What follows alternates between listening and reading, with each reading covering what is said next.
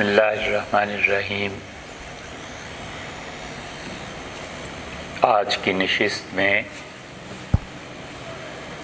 آپ حضرات جو دور سے تشریف لائے ہیں، افسوس ہے کہ شاید جن علمی باتوں کی کشش میں وہ آئے ہیں وہ نہ ہو سکیں۔ ایک ضرورت پیش آ گئی اور آج صبح بعض دوستوں کا یہ خیال تھا کہ اس ضرورت کے موضوع پر بات کی جائے۔ رجب کا آغاز ہو گیا اور رمضان المبارک کے قریب ہونے کی وجہ سے بھی اس ضرورت کی طرف توجہ مبذول کرانا ضروری قرار پایا۔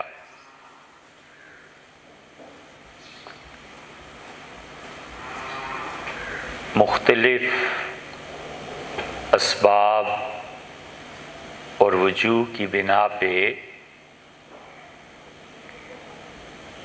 چند ہم خیال دوست اس بات پہ متفق ہوئے کہ ہم لوگوں کو ایک نظام تعلیم متعارف کرانا چاہیے۔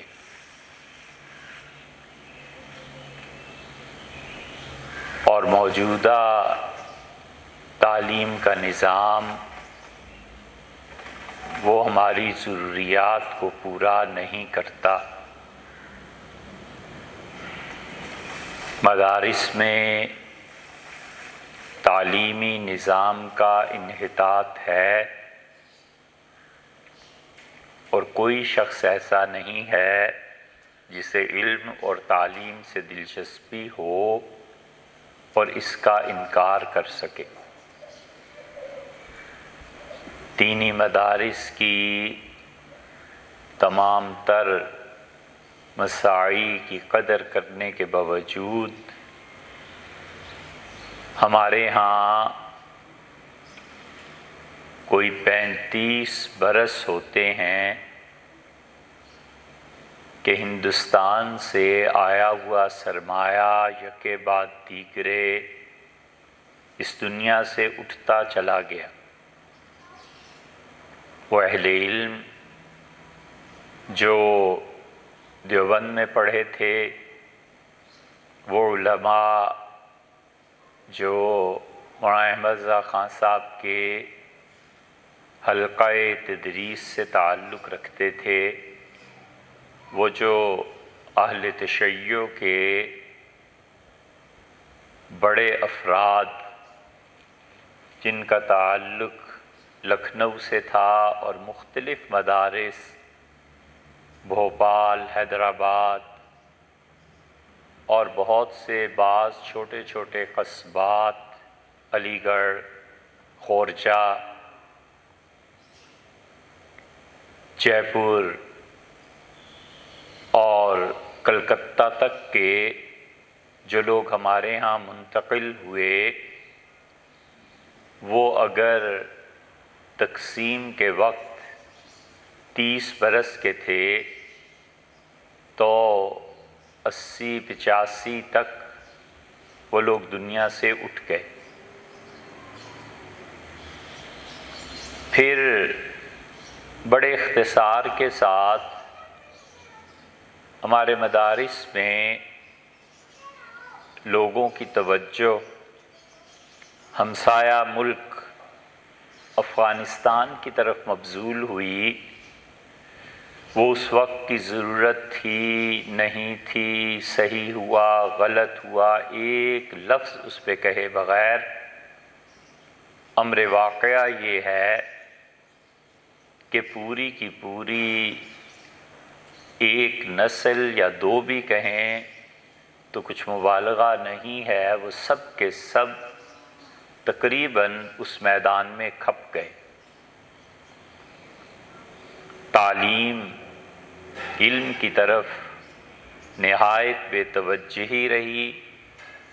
اس لیے آپ کو اگر امتحان کرنا ہو تو پچھلے 35 برس میں کتنے علماء پیدا ہوئے، اور 37 سال ہوتے ہیں، کتنے ایسے لوگ جو فنگر ٹپس پہ جنہیں گننا کہتے ہیں، گنے جا سکتے ہیں کہ انہوں نے اپنے علم اور اپنی تعلیم سے رہنمائی کی ہو۔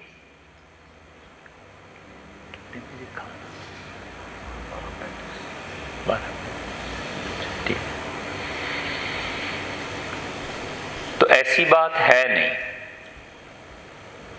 چند ایک ہیں، اور تدریس، کتابوں کا پڑھانا، اس میں پھر بھی الحمدللہ کچھ نہ کچھ مل جاتے ہیں، لیکن رہنمائی اور قیادت افسوس کے ساتھ کہنا پڑتا ہے کہ ان لوگوں کے ہاتھ میں گئی جو شاید مہینے میں ایک کتاب بھی نہ پڑھتے، اور اس بات پر زور دیا گیا کہ نصاب کو مختصر سے مختصر کیا جائے۔ درس نظامی جو کسی زمانے میں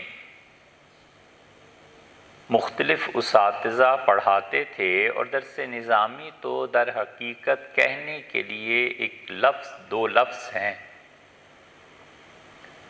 اس کے جو حاملین تھے، جو لوگ پڑھتے تھے،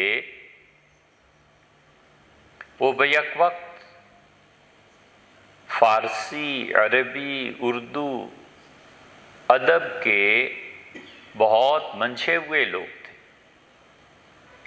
اس کے ساتھ ساتھ منطق اور فلسفہ کی انتہائی کتابیں وہ بہت دقت نظر سے پڑھتے تھے، اور ان چیزوں کے ساتھ ساتھ اصول فقہ اور فقہ پڑھے لکھے تھے، اس لیے جتنی جدید چیزیں پیش آتی تھیں وہ بیٹھ کے بحث مباحثے کے بعد اس کا حل کرتے تھے۔ علم حیرت پڑھے ہوئے تھے، توقیت پڑھے ہوئے تھے کہ وقت کا حساب کیسے ہوتا ہے، اور اس کا نتیجہ یہ نکلا کہ غالباً خوارزم کے فقہا نے پہلی مرتبہ یہ فتویٰ دیا کہ زوال کے وقت میں سجدہ جائز نہیں، اور خوارزم کے علماء اتنے پڑھے لکھے تھے، اتنے پڑھے لکھے تھے کہ آپ ان کی تحقیقات پڑھیں جو میتھمیٹکس میں انہوں نے لکھی ہیں، جیومیٹری میں لکھی ہیں، جو اصول قائم کیے ہیں، تو آدمی دنگ ہوتا ہے، دنگ رہ جاتا ہے کہ یہ سارا علم کیا تھا۔ ان مشرقی علوم کا اثر پوری دنیا پر پڑا، اور ان مشرقی علوم کے پیچھے اس وقت دنیا کی 3 بہت بڑی سلطنتیں تھیں جو اپنا کام انجام دے رہی تھیں۔ دنیا میں بہت بڑی سلطنت آٹومان امپائر، امارت عثمانیہ تھی، اور یہ امارت عثمانیہ میں جو علماء پڑھتے تھے وہ 28 سال 23 سال پڑھنے کے بعد مولوی بنتے تھے۔ 4 برس کا بچہ داخل ہوا اور 30 سال کی عمر میں جا کر وہ فارغ ہوا، اور پھر اتنا کڑا امتحان ہوتا تھا کہ ہر فن اور علم کے ماہرین بیٹھتے تھے اور بچوں کا وائوا الگ اور پیپرز الگ، اور اساتذہ برجستہ سوالات کرتے تھے، بتانا پڑتا تھا، اور اگر ان کے جوابات تسلی بخش نہیں ہوتے تھے تو کہتے تھے کہ ہمارے یہاں سے تو جاؤ، اور اس علم پہ ابھی مزید محنت درکار ہے۔ اسی کے نتیجے میں کہیں جا کر کوئی بڑا آدمی شیخ الاسلام قرار پاتا تھا۔ انہی علوم کے نتیجے میں زاہد القوصری، جنہیں خلافت عثمانیہ کا آخری وکیل کہا جاتا ہے، اتاترک کمال پاشا نے جب سن 1924 میں خلافت اور یہ چیزیں ختم کی ہیں، اور علامہ اقبال تک نے کہا کہ ترک نادا نے کر دی خلافت کی قبا چاک، سادگی اپنوں کی دیکھ، غیروں کی عیاری بھی دیکھ۔ اس شعر کو دیکھیے گا، وزن پہ آ نہیں رہا، لیکن ہے علامہ نے یہ کہا۔ تو وہ مصر چلے گئے، اور اس شخص کے علم کا یہ حال تھا کہ ہمارے اساتذہ کہتے تھے کہ جب ہم ان سے مصر میں ملے اور گفتگو شروع ہوئی ایسے ہی، تو وہ قلمی کتابوں کے حوالے دیتے تھے۔ تو کسی نے چھپی ہوئی کتابوں کے حوالے دیے تو ہنسے اور کہنے لگے یہ کیا علم ہے؟ جو کتابیں چھپ گئیں آپ نے پڑھی، جو مخطوطات ہیں ان کو کیوں نہیں پڑھا؟ تو یہ سب جو تھے خلافت عثمانیہ، حتیٰ کہ آپ ابو سعود رحمۃ اللہ علیہ شیخ الاسلام تھے، بڑے آدمی تھے، بیت اللہ کو شاہ فہد سے پہلے خلافت عثمانیہ کے دور میں جو تعمیر کیا گیا، تو سلطان مراد نے باقاعدہ استفتاء مرتب کیا اور بھیجا کہ شیخ الاسلام فتویٰ دیں تو ہم بیت اللہ کی بوسیدگی ہو گئی ہے اور اس کو نئے سرے سے تعمیر کیا جائے، اور انہوں نے اس کو دلائل کے ساتھ لکھا۔ دوسری بڑی سلطنت مراکش کی تھی، اور تیسری بڑی سلطنت مغلز کی تھی۔ یہ تینوں سلطنتیں اپنا اپنا کام کر رہی تھیں۔ تو یہ جو درس نظامی ہے، یہ کہنے کو بس ایک دو لفظ ہیں، حقیقت یہ ہے کہ یہ پورا نظام تعلیم تھا، اور اس نظام تعلیم نے مسلمانوں میں اتنے اچھے مفتی اور اتنے اچھے علماء پیدا کیے کہ وہ علماء اور مفتی اپنے زمانے کے مسائل پر بھی بات کرتے تھے، اور اس کے علاوہ وہ جو بات کرتے تھے طب پہ اور مختلف علوم پہ، تو پتہ چلتا تھا کہ آدمی پڑھا لکھا۔ کبھی اللہ تعالی یہ کرے، خدا کے ہاں سے منظوری ہو جائے کہ ہم مصر جائیں، اور ہم نے جامعۃ الازہر میں ایک کتاب دیکھی اور ڈھونڈا نہیں ملی، اور انٹرنیٹ پہ بھی نہیں ہے، لیکن اس کتاب کو لائیں گے ضرور انشاءاللہ۔ اور غالباً وہ 6 7ویں صدی کے آدمی ہیں، اور انہوں نے کتاب پوری اس موضوع پر لکھی ہے کہ بچے کی پرورش کیسے ہوتی ہے۔ تو جب اسے پڑھا، مصر میں ایسے ہی لائبریری میں جیسے ہوتا ہے، تھوڑی دیر کے لیے آدمی جائے دیکھے کتابیں کیا ہیں، اور پھر یہاں آ کے ڈاکٹرز سے بیان کیا کہ انہوں نے جنین، فٹس، بچہ، اس کے متعلق یہ تحقیق کی ہے۔ تو بڑے قابل ڈاکٹرز نے کہا کہ ہم بھی اسی تک ابھی تک تو پہنچے۔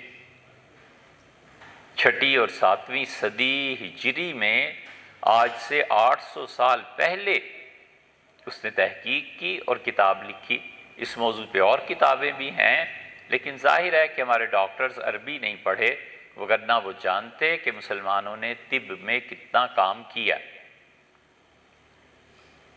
تو اس لیے جو علماء تھے وہ بیک وقت اصول فقہ کے ساتھ بھی وابستہ تھے، زمانے کے مسائل کے ساتھ بھی وابستہ تھے، اور طب کے ساتھ بھی وابستہ تھے۔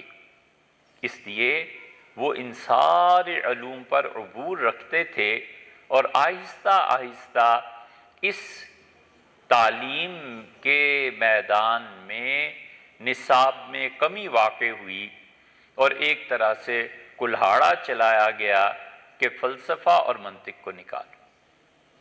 فلسفہ اور منطق نکل گئی۔ اس میں یقیناً بعض اجزاء ایسے ہیں جو اب کہاں پڑھے جانے کے قابل ہیں، لیکن کلیتاً اس کا انکار کرنا، اس کا مطلب یہ ہوا کہ آپ رازی، غزالی، شاطبی اور پرانے علماء کی تصنیفات کو ایک طرف اٹھا کر رکھ دیں۔ انگریزوں نے یہ کام نہایت حکمت عملی کے ساتھ کیا، اور یہی بات اتاتürk کمال پاشا نے کی۔ اتاتürk کمال پاشا نے ترکی کا رسم الخط بدل دیا۔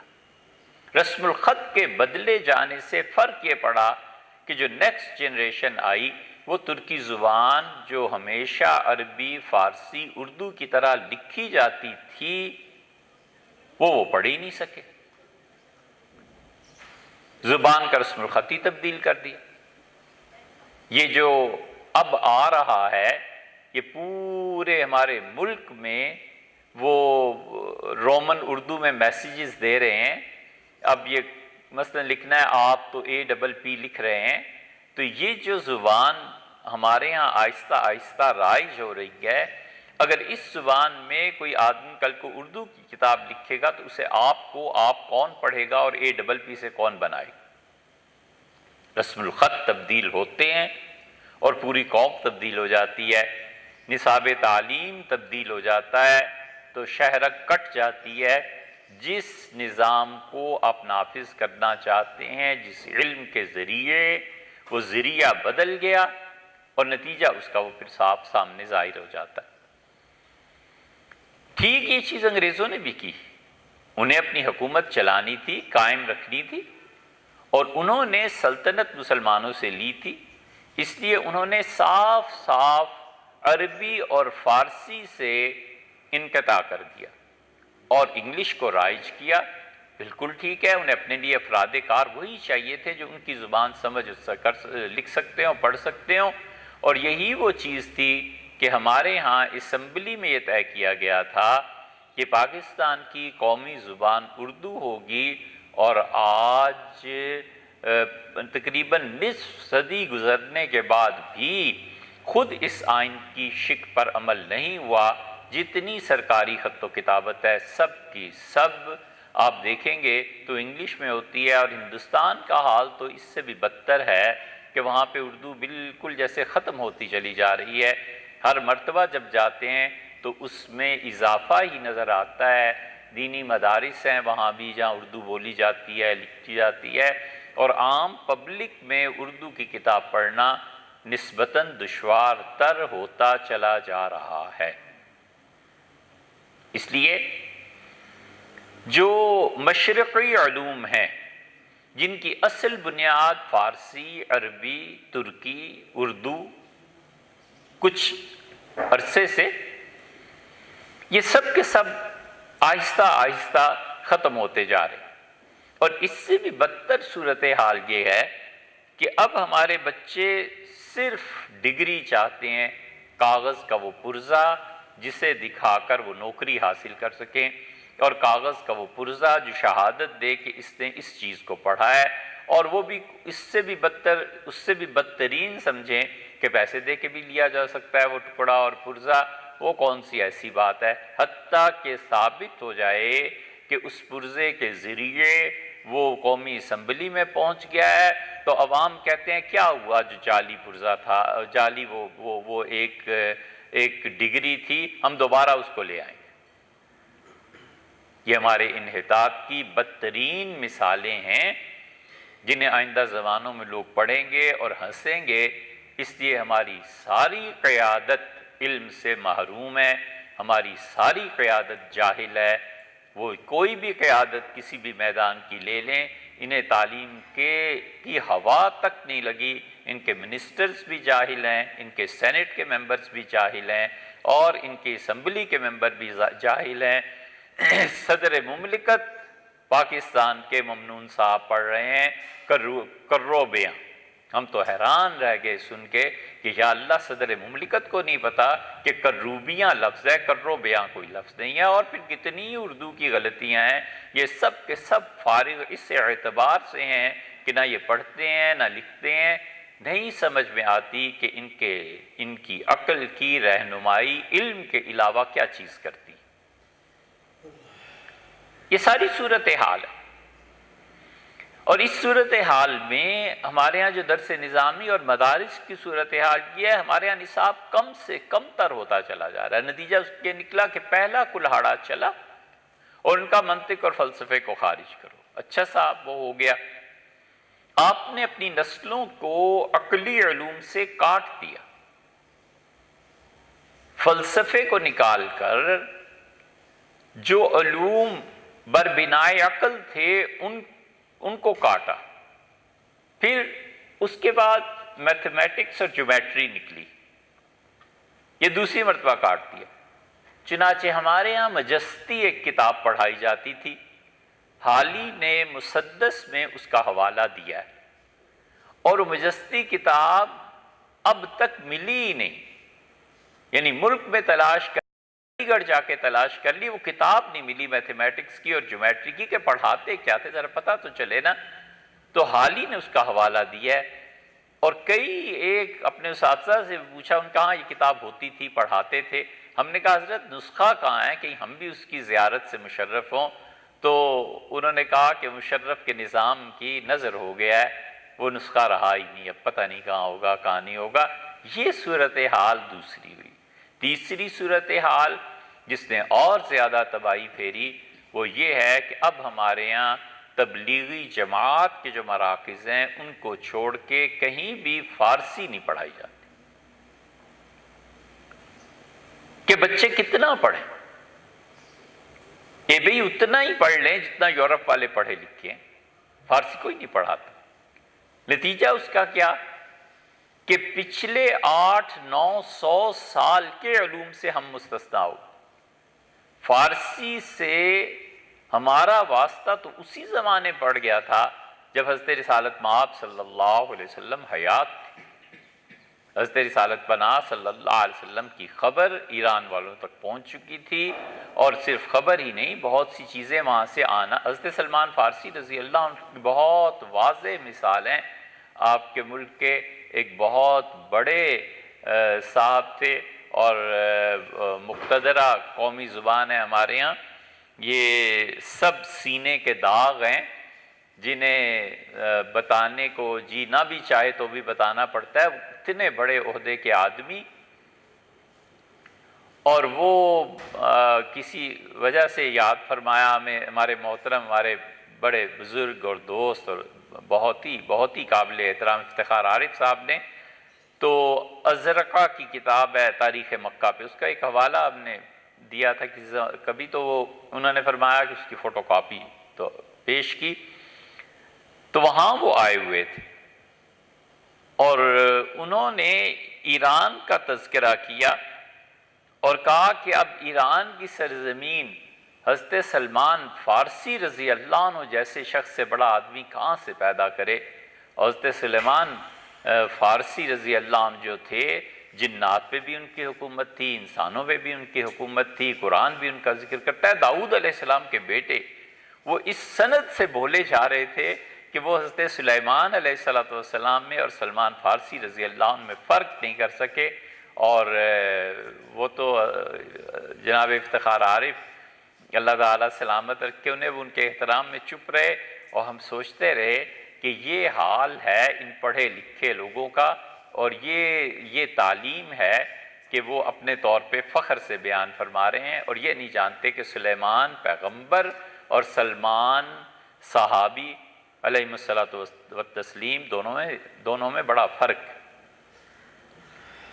فارسی کاٹتی، نتیجہ یہ کہ ہمارے ہاں فارسی کوئی نہیں پڑھتا۔ آپ خود سوچیں، اگر بچے فارسی نہیں پڑھے ہوئے تو ہمارے مشرقی علوم کا کیا بنے گا؟ حضرت مجدد الفسانی سرہندی رحمۃ اللہ علیہ کے سارے مکتوبات فارسی میں، بر صغیر کا سارا کام فارسی میں، حضرت رسالت پناہ صلی اللہ علیہ وسلم کے دور میں فارسی نظر آتی ہے۔ اس کے بعد سلمان فارسی رضی اللہ عنہ نے سورہ فاتحہ کا ترجمہ فارسی میں کیا تاکہ ایران والے سورہ فاتحہ کو سمجھیں۔ امام ابو حنیفہ رحمۃ اللہ علیہ، ان سے کسی نے پوچھا کہ فارسی میں نماز جائز ہے؟ تو انہوں نے فرمایا کہ جب تک سیکھ نہ لے عربی کو تب تک جائز ہے۔ یہ الگ بات ہے کہ اس پہ بحث ہے کہ حضرت امام نے اس قول سے رجوع کیا نہیں کیا، امام ابو یوسف رحمۃ اللہ کیا کہا کیا نہیں کہا، لیکن فارسی کا اتنا عمل دخل تھا، اسی لیے تو امام صاحب رحمۃ اللہ نے فتویٰ دیا تھا۔ یہ فتویٰ قائم رہا نہیں رہا یہ ایک علمی بحث ہے، چھوڑیے اس کو۔ لیکن یہ کہ اب ہمارے زمانے میں ایسی ہے جیسے کوئی انگریز مسلمان ہو جاتا ہے تو انگریز جب تک عربی کی عبارتیں نہیں سیکھتا آپ اسے کیا تلقین کریں گے کہ وہ نماز کیسے پڑھے؟ تو فارسی تو اس زمانے سے، پھر ہمارے ہاں غزنوی، غوری، خلجی، تغلق، خاندان غلامہ اور پھر مغلز، حتیٰ کہ 1950 تک بھی فارسی کی چیزیں رہی ہیں۔ ابھی 70-75 سال ہی تو ہوئے ہیں کہ آہستہ آہستہ انقطاع شروع ہوا ہے، وگرنہ 80 تک بھی ایسے لوگ زندہ تھے، 90 تک بھی لوگ زندہ تھے جو فارسی پڑھتے تھے، پڑھاتے تھے۔ اب ہمارے یہاں فارسی ختم ہو گئی۔ نتیجہ یہ نکلا کہ 1000 سال کے علم سے محروم ہو گئے۔ طب کی کتابیں، حیات کی کتابیں، علم نجوم، جتنے مشرقی علوم ہیں یہ فارسی میں ایک ایک چیز دیکھنے کے قابل ہے۔ ایران واحد ملک اب ایسا رہ گیا ہے جہاں فارسی کی کتابیں الحمدللہ چھپ رہی ہیں اور بہت عمدہ اور بہت وسیع پیمانے پہ چھپ رہی ہیں۔ اب ان کی نیت پہ کوئی شبہ کرے، ان کو اچھا کہے برا کہے، یہ ایک الگ مسئلہ ہے، یہ زیر بحث نہیں ہے، لیکن فارسی کو وہ زندہ کرنا بھی چاہتے ہیں اور فارسی کی کتابیں آ بھی رہی ہیں اور ہمارے مدارس سے اس کو نکال دیا گیا ہے، بالکل ختم کر دیا گیا ہے۔ اب یہ آہستہ آہستہ اس سارے نظام تعلیم پہ آرے چلائے گئے اور فکر نہیں ہے، اس لیے کہ جو قائدین ہیں ان میں ایک بڑا طبقہ ایسا ہے جنہیں خود علم سے دلچسپی نہیں، صاحبزادگی ہے تو بڑی یہ سخت بات، لیکن صاحبزادے ہیں نا، انہیں کیا پڑھنے لکھنے سے ایسا تعلق ہے؟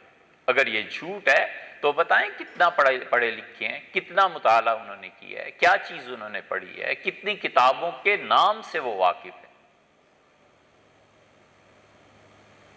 عمل میں آئے نا سامنے، بیانات ان کے سن لیں، کتنی علمی تحقیق ہے، گھوڑا بھی حاضر، میدان بھی حاضر، بھاگتے کیوں آپ؟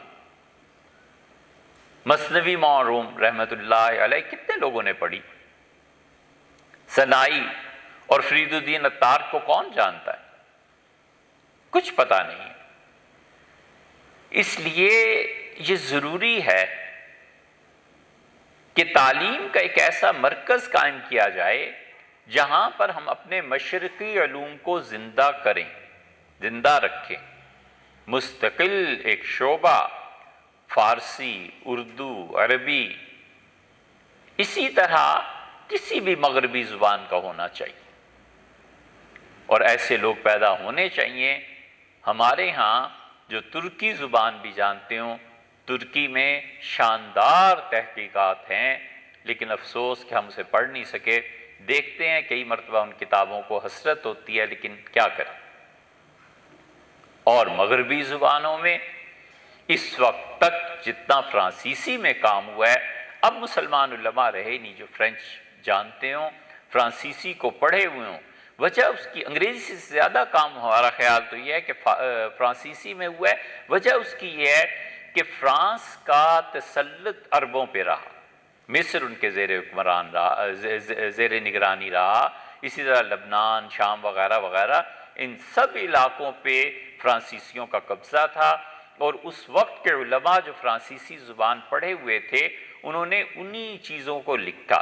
تیونس ہے، الجزائر کا تو خیر قصہ ہی سب کو معلوم ہے کہ ڈیگال نے انہیں مستقل آزادی دی، وگرنہ فرانس والوں نے بہت کام کیا ہے، فرانسیسی زبان میں کام ہے۔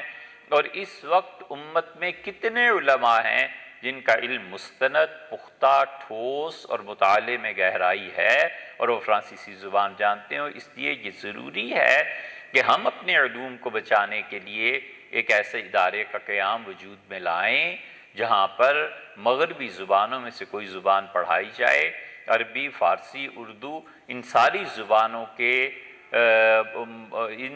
زبانوں کے تخصصات ہوں اور متخصص افراد ہوں جو یہاں پیدا ہوں اور وہ علم کو منتقل کرے۔ آخری مرتبہ یہ کوشش اللہ تعالی قبروں کو ٹھنڈا کرے ان کی جنہوں نے کی تھی، وہ حیدرآباد دکن کی عثمانیہ یونیورسٹی تھی۔ عثمانیہ یونیورسٹی میں الحمدللہ اب بھی کام ہو رہا ہے، یہ نہیں ہے کہ وہ لوگ غافل ہو گئے ہیں، لیکن ظاہر ہے کہ اس درجے کا کام ہونا تو پھر اس درجے کے ساتھ ہی تھا، اور وہ جو لوگ تھے جنہوں نے اسے قائم کیا تھا، یہ عثمانیہ یونیورسٹی کا قائم ہونا بہت بڑی بات تھی۔ اور اگر عثمانیہ یونیورسٹی قائم رہتی اور پولیس ایکشن یہ نہرو کا نہ ہوتا تو لوگ سمرقند اور بخارا کو بھول جاتے، عثمانیہ کا اتنا نام ہوتا اور اتنا بڑا یہ کام تھا جو ان لوگوں نے کیا تھا۔ یہ سب لوگ جس کو اب مدینہ یونیورسٹی اور اس کا قیام، یہ دراصل تخیل تھا مدینہ یونیورسٹی شبلی کا اور محمد علی جوہر کا، اور ان کی خط و کتابت تھی۔ شبلی یہ چاہتے تھے، شبلی کا انتقال 1914 میں ہوا، شبلی یہ چاہتے تھے کہ ایک ایسی یونیورسٹی قائم کی جائے، اور شبلی بیچارے فقیر آدمی، پیسہ کہاں تھا؟ مسلمانوں کو تو پیسہ شادیوں ہی پہ خرچ کرنے سے فرصت اب بھی نہیں ہے۔ اب تک یہ حال ہے کہ حیران ہوتے ہیں ہم کہ 10 قسم کے گوشت پکے اور 12 قسم کے میٹھے پکے۔ واللہ عالم یہ کیا زوال ہے، کیا چیز ہے، کیسی جہالت ہے کہ اب تک یہی نظام ان کے پیسے یا شادیوں کے لیے اور یا پھر مقدمات کے لیے، اب تو خیر مقدمے بھی کیا، اب تو رشوت کے لیے استعمال ہو جاتا ہے پیسہ، مقدمہ بھی کیا کرنا ہے۔ پہلے وکیل کرتے تھے، اب جج کر لیتے ہیں، عدالتیں خرید لیتے ہیں، اور اس پہ بحث کرنے کی بھی زیادہ بات نہیں، اب جانتے ہی ہیں کیا ہو رہا ہے۔ اس لیے شبلی نے یہ تصور پیش کیا تھا، اور شبلی نے مکتوبات میں علامہ اقبال کے خطوط پڑھیں، یہ سب لوگ یہ کہتے تھے ایسی یونیورسٹی، ایسا ادارہ قائم ہونا چاہیے۔ اور آخر شاہ سعود سے بات ہوئی اور پھر جا کر مدینہ منورہ میں انہوں نے یونیورسٹی قائم کی۔ ان کا خیال یہ تھا کہ مکہ مکرمہ میں یونیورسٹی قائم کی جائے۔ علامہ اقبال نے اسی لیے ایک جگہ کہا ہے کہ ان کے زمانے میں جینیوا میں مذاکرات ہوتے تھے نا، جینیوا کا بڑا اثر رہا، جینیوا مذاکرات اور اس کے پیکٹس اور اس کے معاہدات بڑا اثر تھا دنیا میں۔ علامہ نے کہا جس دن جینیوا کی بجائے مکہ مرکز بن گیا نا، اس دن امت کی تقدیر بدل جائے گی۔ ان کا شعر بھی ہے اس پہ۔ تو انہوں نے یہ تصورات پیش کیے، بالکل پیسہ نہیں تھا، مسلمان کہاں اس کی طرف توجہ کرتے، پھر انہوں نے عثمانیہ کی طرف رجوع کیا۔ سلطنت عثمانیہ اس کام کے لیے تیار ہو گئی کہ وہ حرمین شریفین میں ایسی یونیورسٹی تعمیر اس حکم کی کریں گے، تعمیر کریں گے، مگر عثمانیوں کا قصہ پاری نہ ہوا، اور پھر جا کر سعودیز جو تھے انہوں نے اس کام کو کیا اور یونیورسٹی بنائی۔ ایک اور آئیڈیا انہوں نے دیا تھا، انہوں نے کہا تھا کہ حج کے موقع پہ مسلمان جو جمع ہوتے ہیں تو انٹرنیشنل لیول کے جو لیڈرز ہیں ان کی کانفرنسز وہاں ہونی چاہیے، تاکہ ہر سال ہم اپنے اہداف مقرر کریں اور ان کو ہم کسی طرح پورا کرنے کی کوشش کریں۔ عالم اسلام کے رہنما سارے کے سارے مل بیٹھیں اور یہ چیزیں ہوں۔ اس وقت اس تجویز کی کسی نے مخالفت بھی کی، اور اس نے کہا کہ آپ اگر یہ کریں گے نا تو اس کا مطلب یہ ہے کہ آپ حج روک دیں گے۔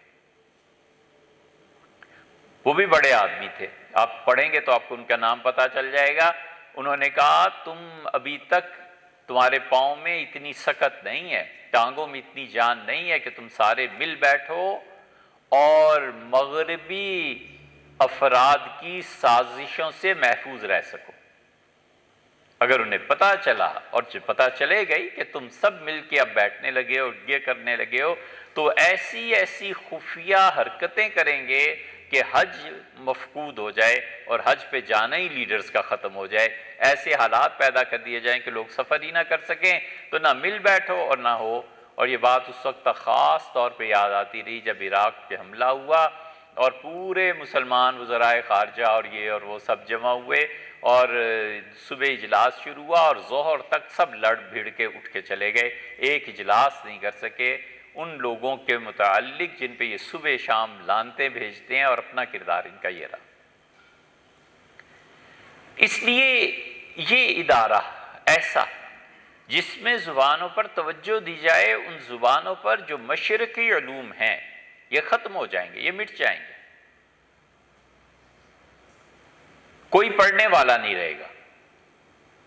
فرانسیسیوں اور انگریزوں میں یہ فرق ہے، فرانسیسیوں نے تو ڈائریکٹ قتل کر دیا، چھٹی ہوئی، انہوں نے قتل کیے ایسے ایسے علماء جن کی دوسری مثال عالم اسلام میں نہیں تھی۔ لبنان کی تاریخ آپ دیکھیں، لبنان میں ہم نے ان مزاروں پہ جا کے فاتحہ پڑھی جن کے متعلق پتہ تھا کہ یہ آدمی اپنے دور کا نابغہ روزگار تھا، یہ ہیرا آدمی تھا، اس جیسا آدمی اب کہاں۔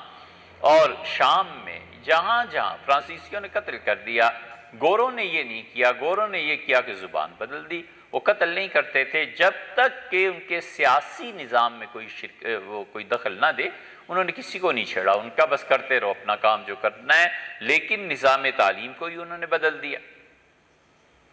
اور گورے پھر بھی کچھ اچھے ہی تھے، دھمکی دے کے مار دیا کرتے تھے۔ ہماری ایجنسیز جو ہیں یہ ان سے بھی بدتر ہیں کہ بغیر کسی نوٹس کے ہی مار دیتے ہیں، ٹرک کے نیچے آ گیا، گولی مار دی گئی، پتہ ہی نہیں چلا۔ یہ علماء جو شہید ہوئے ہیں اتنے بڑے پیمانے پہ پچھلے 30-40 سال میں، یہ ایجنسیز والے اسی طرح تو کرتے ہیں، مارتے ہیں تاکہ کوئی سچ نہ بولے، مارتے ہیں تاکہ کوئی آدمی رہے ہی نہ، اور جو چاہیں سو کریں، اور سب جانتے ہیں کہ کیا ہو رہا ہے، اس پہ بھی بات نہیں کرنے کا وقت نہیں ہے۔ تو اس لیے یہ جو علوم ہیں مشرق کے یہ مردہ ہوتے چلے جا رہے ہیں۔ نتیجہ اس کا یہ نکلا ہے کہ حکیم سعید مرحوم نے کوشش یہ کی تھی کہ وہ ایک طبیہ کالج قائم کریں، اور ان کی وفات کے بعد وہ منصوبہ اب تک کھٹائی میں پڑا ہوا ہے، آہستہ آہستہ کام ہو رہا ہے اگرچہ، لیکن بہت سلو ہو رہا ہے، اور اب ان جیسے آدمی بھی کم۔ اس لیے ایسے اداروں کی ضرورت ہے۔ فقہ اور اصول فقہ پڑھائے جائیں۔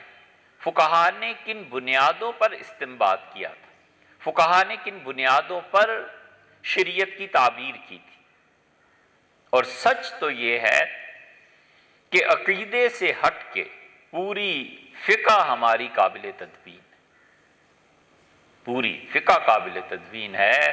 نئے سرے سے جائزہ لینے کی ضرورت ہے کہ ہم کس دور میں جا رہے ہیں اور یہاں پر کس کے کیا حقوق متعین ہونے ہیں۔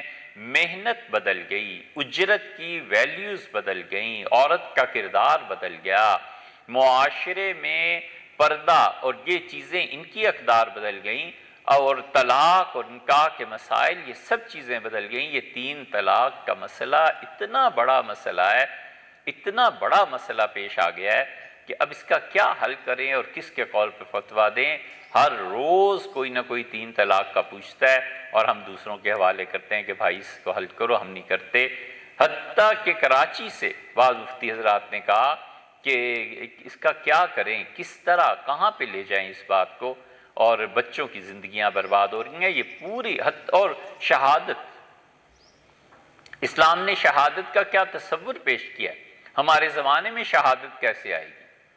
شہادت کا معیار کیا ہے؟ امامت کا معیار کیا ہے؟ خود سیاسی نظام اسلام کا کیا ہے؟ کہیں بھی اگر کہیں بھی مسلمانوں کو حکومت کرنے کا موقع ملتا ہے تو اسلام نے کس سیاسی نظام کو متعارف کرایا ہے؟ ہمارے ہاں عبادات تک بات رہ گئی، اور عبادات میں بھی بس نماز، روزہ، زکوٰۃ اور حج رہ گئے ہیں، باقی چھٹی ہوئی ہے کہ معاملات کس طرح کرنے ہیں، کن کن چیزوں میں سود کا اطلاق ہوتا ہے اور کن پہ نہیں ہوتا۔ یہ سب چیزیں ایسی ہیں جو نئے سرے سے دیکھنے کے قابل ہیں، ہونی چاہیے، مگر علماء ایسے نہیں ہیں۔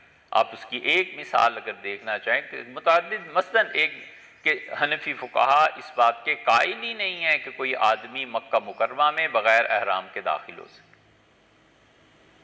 وہ کہتے ہیں حرام کا ہونا شرط. سینکڑوں نہیں ہزاروں حنفی جاتے ہیں حج کے زمانے میں عمرہ، اور اب تو ہر دن کتنی چیزیں ہیں جو جدہ سے مکہ مکرمہ لے جانی ہے. روز کی ٹریولنگ ہے. آپ اس فتوے کو کیا کریں گے؟ ہر ڈرائیور احرام باندھ کے جائے گا، یا آپ کسی اور کے کال پہ فتویٰ دیں گے کہ نہیں دیں گے؟ مجاہد الاسلام قاسمی، اللہ تعالیٰ ٹھنڈا رکھے ان کی قبر کو، وہ آدمی تھا، انہوں نے بڑا کام کیا ہندوستان میں، بڑا کام کیا. ہمارے ہاں تو افسوس ہے یہ بھی نہیں ہو سکا. یہ چیزیں اسی طرح قرآن پاک کی تفسیر، کون سی تفسیر دینی ہے؟ نئی نسلیں ہیں، مسائل بدل گئے، چیزیں بدل گئیں، زبان بدل گئی. جس کو تھوڑا سا دین کا شعور بھی آتا ہے، اللہ جانے کیا مصیبت ہے کہ وہ تفسیر سے کم بات ہی نہیں کرتا کہ قرآن کریم کی تفسیر پڑھنی. یار اور بڑی چیزیں ہیں پڑھنے کو، پہلے بھی وہ پڑھو. نہیں، قرآن آپ لائیں تفسیر جو اس زمانے کی سطح کے مطابق لکھی گئی، جو فرقہ واریت سے ہٹ کے مثبت انداز میں لکھی گئی ہے، جس میں لوگوں پر مثبت تنقید کی گئی ہے. بہت بڑی ضرورت ہے، بہت بڑی ضرورت ہے، اور نہیں پوری ہوتی. کاش کہیں دنیا میں ابو مسلم اصفہانی کی تفسیر مل جاتی. اصفہانی وہ تھا تو معتزلی، مگر 1000 سال میں یہ ایک ہی آدمی شاید پیدا ہوا ہے، اتنا زبردست قرآن کو عقل کے ذریعے سمجھتا ہے. اس کے اقوال نقل کیے ہیں رازی، اب تک نہیں مل سکی. پچھلے کوئی 30-35 برس سے تو اس تفسیر کو ڈھونڈ رہے ہیں، نہیں ملتی. ایک وہ نہیں ملتی، اور ایک مسند بقی ابن مخلد رحمۃ اللہ علیہ نہیں ملتی. ہے تو نجی بات، پتہ نہیں کرنی چاہیے یا نہیں، لیکن آخری مرتبہ عرفات میں جب گئے تو ہم نے کہا کہ آپ 2 چیزیں دے دیں، ہماری جان لے لیں. جان آپ کی نظر کرتے ہیں، 2 چیزیں امت کو مل جائیں، ایک تفسیر یہ کہیں سے دے دیں اور ایک مسند بقی ابن مخلد دے دیں. بڑی زبردست چیزیں ہیں. ان کے حوالے پڑھ پڑھ کے حیرت ہوتی ہے. شاید 1000 سال میں یہ ایک ایسا دماغ تھا، اتنی زبردست توجیہات وہ کرتا ہے قرآن کی تفسیر کی، عقل دنگ رہ جاتی. بابر نے جان نظر پیش کی، ہمایوں بچ گیا. ہم نے کہا جان لے لیں، یہ 2 چیزیں کسی طرح دے دیں، اتنی بڑی ضرورت ہے وہ ہمارے دور کی، نہیں ملتی. اور الجزائر، تیونس، یہ علاقے رہ گئے ہیں. شاید کسی کتب خانے میں وہ کہیں پڑی ہوئی ہو تو کہیں مل جائے. اس کا آپ اندازہ اس سے کریں کہ کتنی کتابیں ہیں اسلاف کی جو اب جا کر سامنے آ رہی.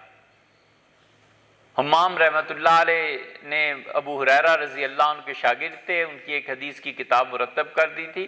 ہمیشہ اس کا حوالہ آتا. ڈاکٹر حمید اللہ صاحب نے اسے نکالا اور ڈاکٹر صاحب نے بتایا کہ یہ چیز، اس لیے یہ ہے وہ چیز جو کام کرنے کی ضرورت ہے. اور ہمارے یہاں قرآن پاک کی کوئی تفسیر ایسی نہیں ہے جس کو کہیں پیش کریں اور یہ کہیں کہ یہ پڑھنے کے قابل ہے. اور خاص طور پہ انگریزی زبان میں اس کی اس وقت ضرورت پوری کی تھی وہاں عبد الماجد دریابادی نے اپنے پیر و مرشد تھانوی نور اللہ مرکزو سے وابستہ ہوئے. وہ انہوں نے لکھی، پھر اردو کی تفسیر انہوں نے لکھی. لیکن کہاں علی گڑھ کی انگلش اور کہاں موجودہ انگلش. ہمارے ہاں غیر مسلموں کو تحفے میں دینے کے لیے تک کے لیے تفسیر نہیں قرآن پاک کی. ہمیں بتائیں انگلش میں کون سی ایسی تفسیر ہے جو 16 جلدوں میں اور 15 جلدوں میں اور 20 جلدوں میں لکھی گئی؟ کوئی ایک بھی ہے؟ تفہیم القرآن کا ترجمہ ہوا، معارف کا ترجمہ ہوا، بات الگ ہے. لیکن کوئی اس درجے تک پہنچے کہ برجستہ لکھے، وہ بات ایک الگ ہے. یہ ساری اس امت کی ضروریات ہیں. اسلام جو آسٹریلیا، امریکہ اور ہر جگہ لوگ آئے دن مسلمان ہوتے ہیں، آپ انہیں کون سا ترجمہ دیں گے اور کون سی تفسیر پڑھائیں گے؟ قرطبی 20 جلدوں میں ہے، روح المعانی تو اب 30 جلدوں میں چھپ گئی ہے. آپ کے ہاں 200 جلدوں کی تفاسیر موجود ہیں. ساری عمر اللہ کے بندے نے کوئی کام ہی نہیں کیا سوائے قرآن پاک. انگلش میں نہیں، فرینچ میں نہیں ہے. یہ اس جدید دور کی ضرورت ہے. کہاں جائیں؟ اللہ تعالیٰ جزائے خیر دے. مولانا ارشد مدنی صاحب نے ہندی میں تفسیر لکھ دی الحمدللہ. ہندی میں بعض مسلمانوں نے کام کیا ہے. خدا ان کی مساعی کو قبول فرمائے. اس لیے کہ ہندوستان کی ضرورت ہے.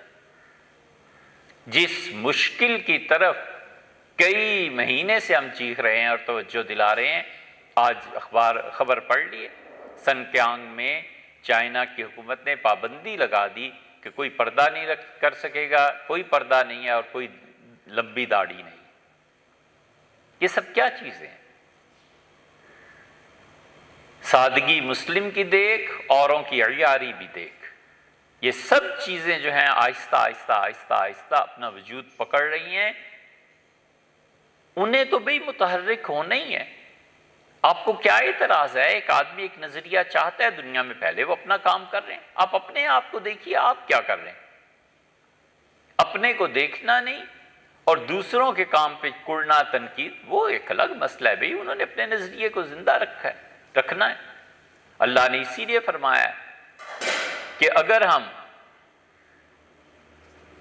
یہ الٹنے پلٹنے کا معاملہ نہ کرتے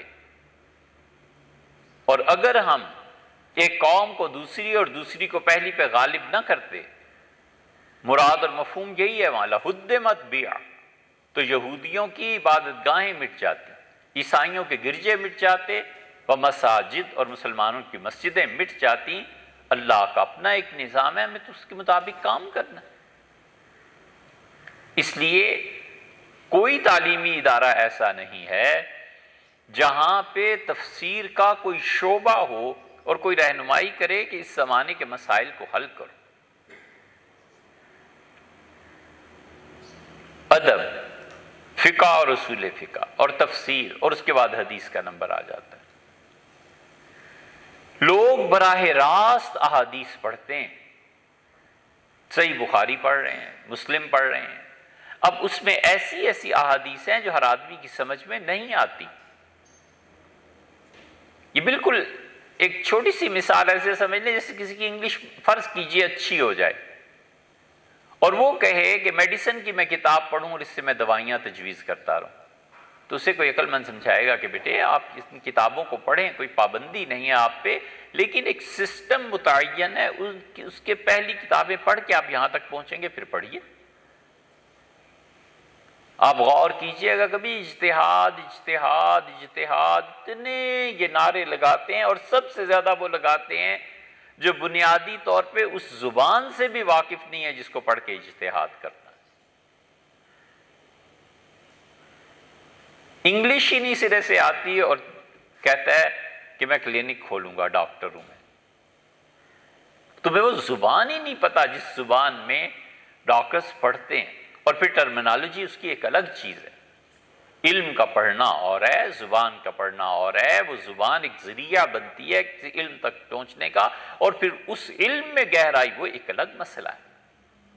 انگلش ایک اور چیز ہے، کمپیوٹر ایک اور چیز ہے. آپ انگلش پڑھیں پھر کمپیوٹر کو سمجھیں اس زبان میں جا کر، پھر بات ہے.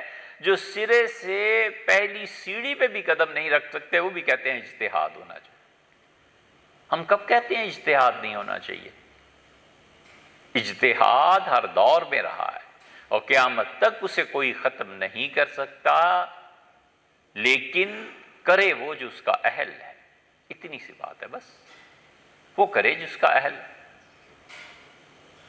یہ سمجھتے ہیں کہ جس طرح ہر گاؤں اور گوٹھ اور قصبے میں جعلی ڈاکٹر بیٹھے ہوئے ہیں اور گرمیوں کے آنے پہ گلوکوز کی بوتلیں لگا لگا کے اپنے جہالت کو ثابت کرتے ہیں، بالکل اسی طرح ہر وہ مولوی، ہر وہ دیندار اور ہر وہ جاہل جس کو سرے سے کتابوں کا شغف ہی نہیں رہا، وہ اجتہاد کر لے.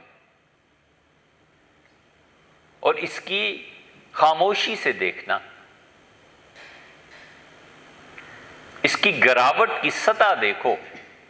مسئلہ پوچھنے کے لیے بس اتنا کافی ہے کہ اس شخص نے داڑھی رکھی ہوئی ہے نا، یہی جس نے داڑھی رکھی اس مسئلہ پوچھنا ہے۔ وہ کہتا ہے، اگر وہ بیچارہ کوئی ہے کچھ سینسیبل آدمی، وہ کہتا ہے جی کسی مولوی صاحب مفتی صاحب سے پوچھیں۔ فقہا نے لکھا ہے کہ عام مولوی سے بھی مسئلہ پوچھنا جائز نہیں۔ وجہ اس کی کیا ہے؟ وجہ یہ ہے کہ اس بیچارے کا یہ فیلڈ نہیں ہے، جس کا فیلڈ ہے اس سے بات کرو جا کے، یہ وہ چیز ہے۔ اس سے کوئی ایسا ادارہ ہمارے یہاں ہے نہیں جو ان ضروریات کو پورا کرے، اور جو چل رہے ہیں بسا غنیمت ہے، خدا کا احسان ہے کہ یہ بھی ہیں، یہ بھی نہ ہو تو پھر تو بات ہی ختم ہو جائے۔ حدیث کا یہ حال ہے، اس لیے ادب، تفسیر، فقہ، اصول فقہ، حدیث اور سیرت طیبہ کا یہ حال ہے کہ آپ کی اپنی زبان میں حضرت رسالت پناہ صلی اللہ علیہ وسلم کی سیرت پر پڑھنے کے لیے مواد کم ہے۔ ہمیں بتا دیں کوئی سیرت جو لکھی ہو اور اس کے اطراف اور پہلوؤں کا جائزہ لیا گیا ہو۔ نہیں، بچے پوچھتے ہیں سیرت پہ پڑھنے کو کون سی کتاب آپ دینا چاہتے ہیں؟ شبلی نعمانی نے 1.5 جلد لکھی تھی، 2 لکھی تھی، اور 1914 میں انتقال ہو گیا، اور شبلی بیچارے سیرت لکھنا چاہتے تھے، اور اللہ کو یہی منظور تھا کہ اس کی تکمیل سید سلیمان ندوی رحمۃ اللہ علیہ کریں۔ شبلی نے سیرت کو کرنے کا بیڑا اٹھایا اور بمبئی چلے گئے، اور بمبئی جا کے انہوں نے ایک بمبئی کے مسلمانوں نے ان کا خیر مقدم کیا، اور آندھرا ٹرانسپورٹ والے تھے یا کون تھے، بہرحال انہوں نے حضرت کے لیے اپنی کوٹھی سب چیزیں پیش کر دی، اور انہوں نے پورا سٹاف رکھا سیرت لکھنے کے لیے، مسعود عالم ندوی، عبد الماجد دریابادی، اور کون کون لوگ تھے جنہیں شبلی لے کے گئے، اور شبلی نے کہا انگریزوں کو پڑھو تم، اور مجھے بتاؤ حضرت رسالت پناہ صلی اللہ علیہ وسلم پہ کیا کیا اعتراضات کرتے ہیں، تاکہ میں سیرت کے ساتھ ساتھ انہیں بھی نپٹاتا جاؤں۔ ہوا بس جو ہوا، اور وہ یہ کہ ان کے بھائی کا انتقال ہو گیا، اور انہیں بڑی غیر معمولی محبت تھی اپنے بھائی اسحاق سے، بس اس کی انتقال نے گویا کمر توڑ دی۔ شبلی پھر وہ شبلی نہ رہے جو پہلے تھے، دل کی وابستگی ان کی بھائی سے بہت زیادہ تھی۔ یہ قدرتی چیزیں ہیں، ہوتی ہیں۔ شبلی نے جب وہ بیمار ہو گئے تو اپنے گھر چلے گئے، انہوں نے ادارہ قائم کیا، اپنی ذاتی زمین اور مکانات، اور انہوں نے اپنے کام کے لیے 3 آدمی منتخب کیے۔ انہوں نے کہا اب میں چلتا ہوں دنیا سے، اور میرے بعد اگر کوئی اس کام کو کر سکتا ہے تو مولانا ابوالکلام آزاد اور سید سلیمان ندوی، اور ایک اور بھی تھے۔ وفات سے پہلے انہوں نے تار دیا، تار مولانا آزاد کو ملا، مولانا فارغ نہیں تھے، اور سید سلیمان ندوی رحمۃ اللہ علیہ کو تار ملا نہیں، لیکن وہ لکھتے ہیں کہ ہم نے سید سلیمان ندوی رحمۃ اللہ علیہ کی استاد کے ساتھ تعلق کی ایک چیز، ایک دلیل دیکھی ہے۔ وہ اوراق محفوظ ہیں جہاں انہوں نے سیرت کو لکھا ہے سید سلیمان ندوی رحمۃ اللہ علیہ نے، اور آنسوؤں کے نشانات سے اٹے ہوئے ہیں، بھرے پڑے ہیں۔ غالباً جب وہ لکھتے ہوں گے تو استاد کی یاد آتی ہوگی، اور یقیناً وہ آنسو گرے ہوئے ہیں ان کے۔ انہوں نے پڑھا رہے تھے، لکھتے ہیں کہ پتہ نہیں کیوں اتنا شدید دل کا تقاضا ہوا کہ جاؤں اور استاد سے ملوں، اور میں کالج سے پڑھا کے پیریڈ باقی ختم کر کے نکلا، اور گھر بھی نہیں گیا، سیدھا اسٹیشن کی طرف چل پڑا، اور اسٹیشن پہ پہنچ کے اور میں چلا گیا۔ مولانا تقی عثمانی صاحب نے بھی ایک جگہ لکھا ہے، یہ آدمی غور سے پڑھے تو یہ چیزیں اسی طرح ہوا کرتی ہیں۔ اس لیے جو لوگ ان چیزوں کا انکار کرتے ہیں وہ نہیں جانتے کہ یہ سب لوگ جھوٹے نہیں تھے۔ مولانا تقی صاحب نے لکھا ہے میں ترکی میں تھا سفر میں، اور میرے دل پہ شدید تقاضا پیدا ہوا کہ میں کراچی جاؤں. کیوں جاؤں مجھے سمجھ ہی نہیں آئی، لیکن میں نے سارے سفر چھوڑ دیے اور کراچی پہنچا. جب پہنچا تو معلوم ہوا کہ پیر و مرشد حضرت ڈاکٹر عبدالحی صاحب رحمۃ اللہ علیہ لکھا ہے کہ ڈاکٹر صاحب ہسپتال میں داخل تھے اور مجھے دیکھا اور بہت خوش ہوئے. کیا پتا تھا کہ حضرت کا جنازہ پڑھانے کے لیے سارے پروگرام کینسل اور میں فوراً کراچی پہنچا. یہ ہوتا ہے، اللہ کی تقدیر اس طرح بھی غالب آتی ہے تو بڑی نازک بات، مگر شاید کسی کی رہنمائی ہو. اللہ کی تقدیر کبھی کبھی گناہ میں بھی اسی طرح پوری ہوتی ہے. اس لیے ہر گناہ گار قابل ملامت نہیں ہوتا. گناہ اور کفر بھی مشیت کے تابع ہوتے ہیں. کوئی نہیں جانتا کہ اس کے بعد کیا کرنا ہے. تو مشیت الہیہ غالب آئی اور کہتے ہیں کہ میں گھر بھی نہیں گیا، اسٹیشن سے پہنچا تو استاد جو تھے وہ بالکل بستر مرگ پہ تھے. تو میں کھڑا ہو کے رونے لگا. تو انہوں نے بس مجھ سے یہ کہا کہ سیرت، اور پھر میرے ہاتھ پکڑے اور کہا میرے اس کام کو مکمل کر دو، اور بتایا کہ گٹھڑیاں جو باندھ کے رکھی ہوئی ہیں یہ سب تمہارے لیے ہیں. سید سلیمان ندوی رحمۃ اللہ نے سیرت لکھی ہے، مگر بڑے محتاط الفاظ میں. شبلی نعمانی کی جو تحقیق کا معیار تھا، حضرت کے ہاں دوسرا رخ ہے. واعظ ہے، نصیحت ہے، بسط ہے، پھیلاؤ ہے. آپ کبھی اس کو دیکھیں. اب مثلاً عفق کا واقعہ، ام المومنین رضی اللہ عنہ پہ تہمت کا لگنا، یہ سیرت کا بہت بڑا واقعہ ہے. حضرت رسالت پناہ صلی اللہ علیہ وسلم کی حالت کیا رہی، سیدنا ابوبکر رضی اللہ عنہ جو والد تھے ان کی حالت کیا رہی، ام المومنین رضی اللہ عنہ کیا فرماتی ہیں. اس واقعے پہ جب آئے ہیں سید صاحب رحمۃ اللہ علیہ تو ایک صفحہ بھی نہیں لکھا، چند سطریں لکھی ہیں، بس آگے چل پڑے. بہت سی چیزیں ایسی.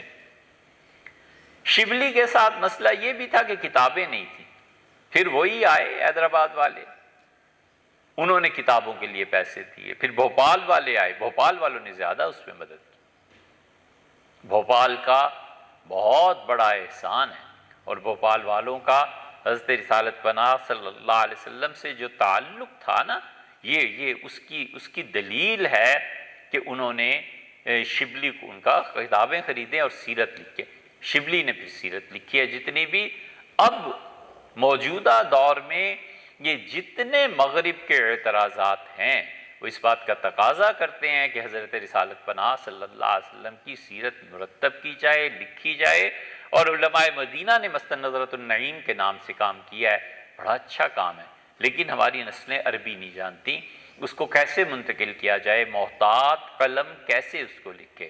بہت معرکۃ الآراء مسئلہ جس پہ ٹھنے ہوئے ہیں اہل مغرب، اور وہ ہر کچھ عرصے کے بعد سوئی چبھو کے دیکھتے ہیں کہ ابھی زندہ ہے کہ مر گئے. پیپلز پارٹی کے مشہور لیڈر ہیں، وکیل بھی ہیں، اعتزاز احسن وزیر داخلہ تھے.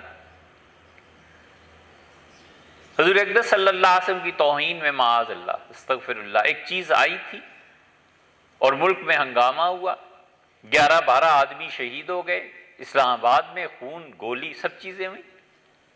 پھر اس کے بعد ایک موقع آیا، دنیا ٹوٹ پڑی اور گورنمنٹ کو بچانے کے لیے کنٹینرز لگانے پڑے اور یہ اور وہ. یہ آہستہ آہستہ آہستہ آہستہ ہر 6 مہینے سال بعد ایک موقع آتا ہے. اب جو آیا کوئی نہیں اٹھا. اب نہ کوئی جلوس نکلتا ہے، نہ کوئی ایسی چیزیں ہوتی ہیں، اس لیے کہ وہ لانا چاہتے ہیں اس لیول پہ کہ بقول ان کے بولنے کی اور تحریر کی آزادی ہو. کوئی حضور اقدس صلی اللہ علیہ وسلم کے لیے غیرت اور شرم باقی نہ رہے.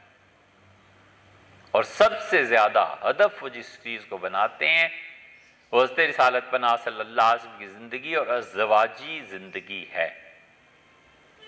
آپ مجھے بتائیں کتنا لکھا ہے ہم نے اس پہ. جو انہوں نے کتابیں لکھی ہیں ہمارے ہاں سے کتنے جوابات ہیں. افسوس سے کہنا پڑتا ہے کہ ہم نے اس کی تحقیق کی ایک مرتبہ کہ وہ جو مرتد لندن کا ہے اس نے جو کتاب لکھی اور دنیا میں بڑی مشہور ہوئی، کیا نام ہے؟ سلمان رشدی کی کتاب اسٹینک ورسز، قادیانیوں نے اس کا جواب لکھا اور ایران سے شیعہ نے جواب لکھا۔ اب چلے جائیں، اس کے بعد جوابات لکھے گئے لیکن بہت تھوڑے، بہت کم، اور اسٹینک ورسز کو ہم نے پڑھا تو افسوس تو ہونا ہی ہونا تھا، ہنسی بھی آئی کہ لکھنے والے کو اتنا بھی نہیں پتا، اتنا سرسری مطالعہ ہے کہ یہ بات تو پیش ہی نہیں آئی، یہ بات تو ہوئی ہی نہیں، اور جو پیش آئی ہے وہ اصل حقیقت کیا ہے، چیزیں کیا ہیں۔ اس لیے ہم میں سے کتنے ہیں جنہوں نے اس کی تیاری کی ہے کہ ہم انہی کی زبان میں ان کو جواب لکھیں، شاید کوئی پڑھے اور اس کے اعتراضات دور ہوں اور شاید اللہ اس کے لیے ہدایت کی راہ کھولے۔ سیرت طیبہ پہ اتنا کام نہیں ہوا، سیرت طیبہ کے ایسے ایسے حوالے ہیں جو بالکل لوگوں کے علم میں نہیں ہیں، ایسی احادیث لوگوں کے علم میں نہیں ہیں، واقعات ایسے علم میں نہیں ہیں، اس لیے ایک ایسے ادارے کے قیام کی ضرورت۔ یہ تو موٹی موٹی باتیں۔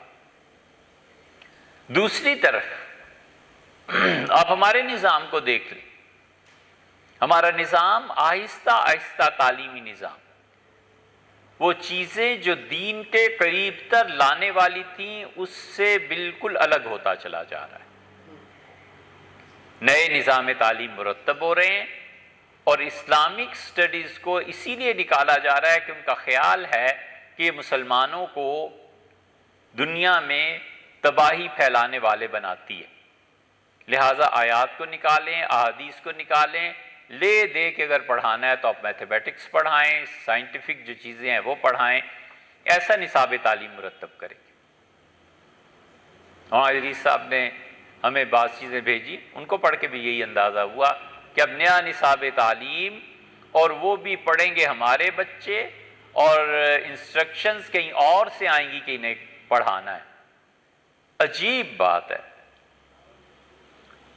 یعنی عملی زندگی میں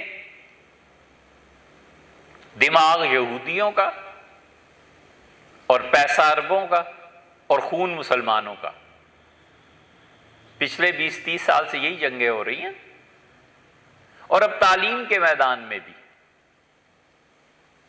دماغ کسی اور قوم کا، پیسہ کہیں اور سے لیا جائے اور پڑھیں گے مسلمان بچے۔ کیا کرنے جا رہے ہیں؟ کدھر جا رہے ہیں؟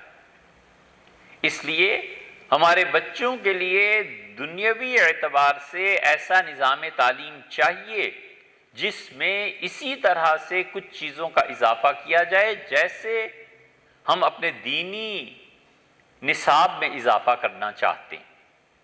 دینی نصاب میں ہم اپنے بچوں کو، علماء کو کمپیوٹر کی تعلیم ضروری ہے، مغربی زبانوں میں سے کسی ایک زبان کی تعلیم ضروری ہے۔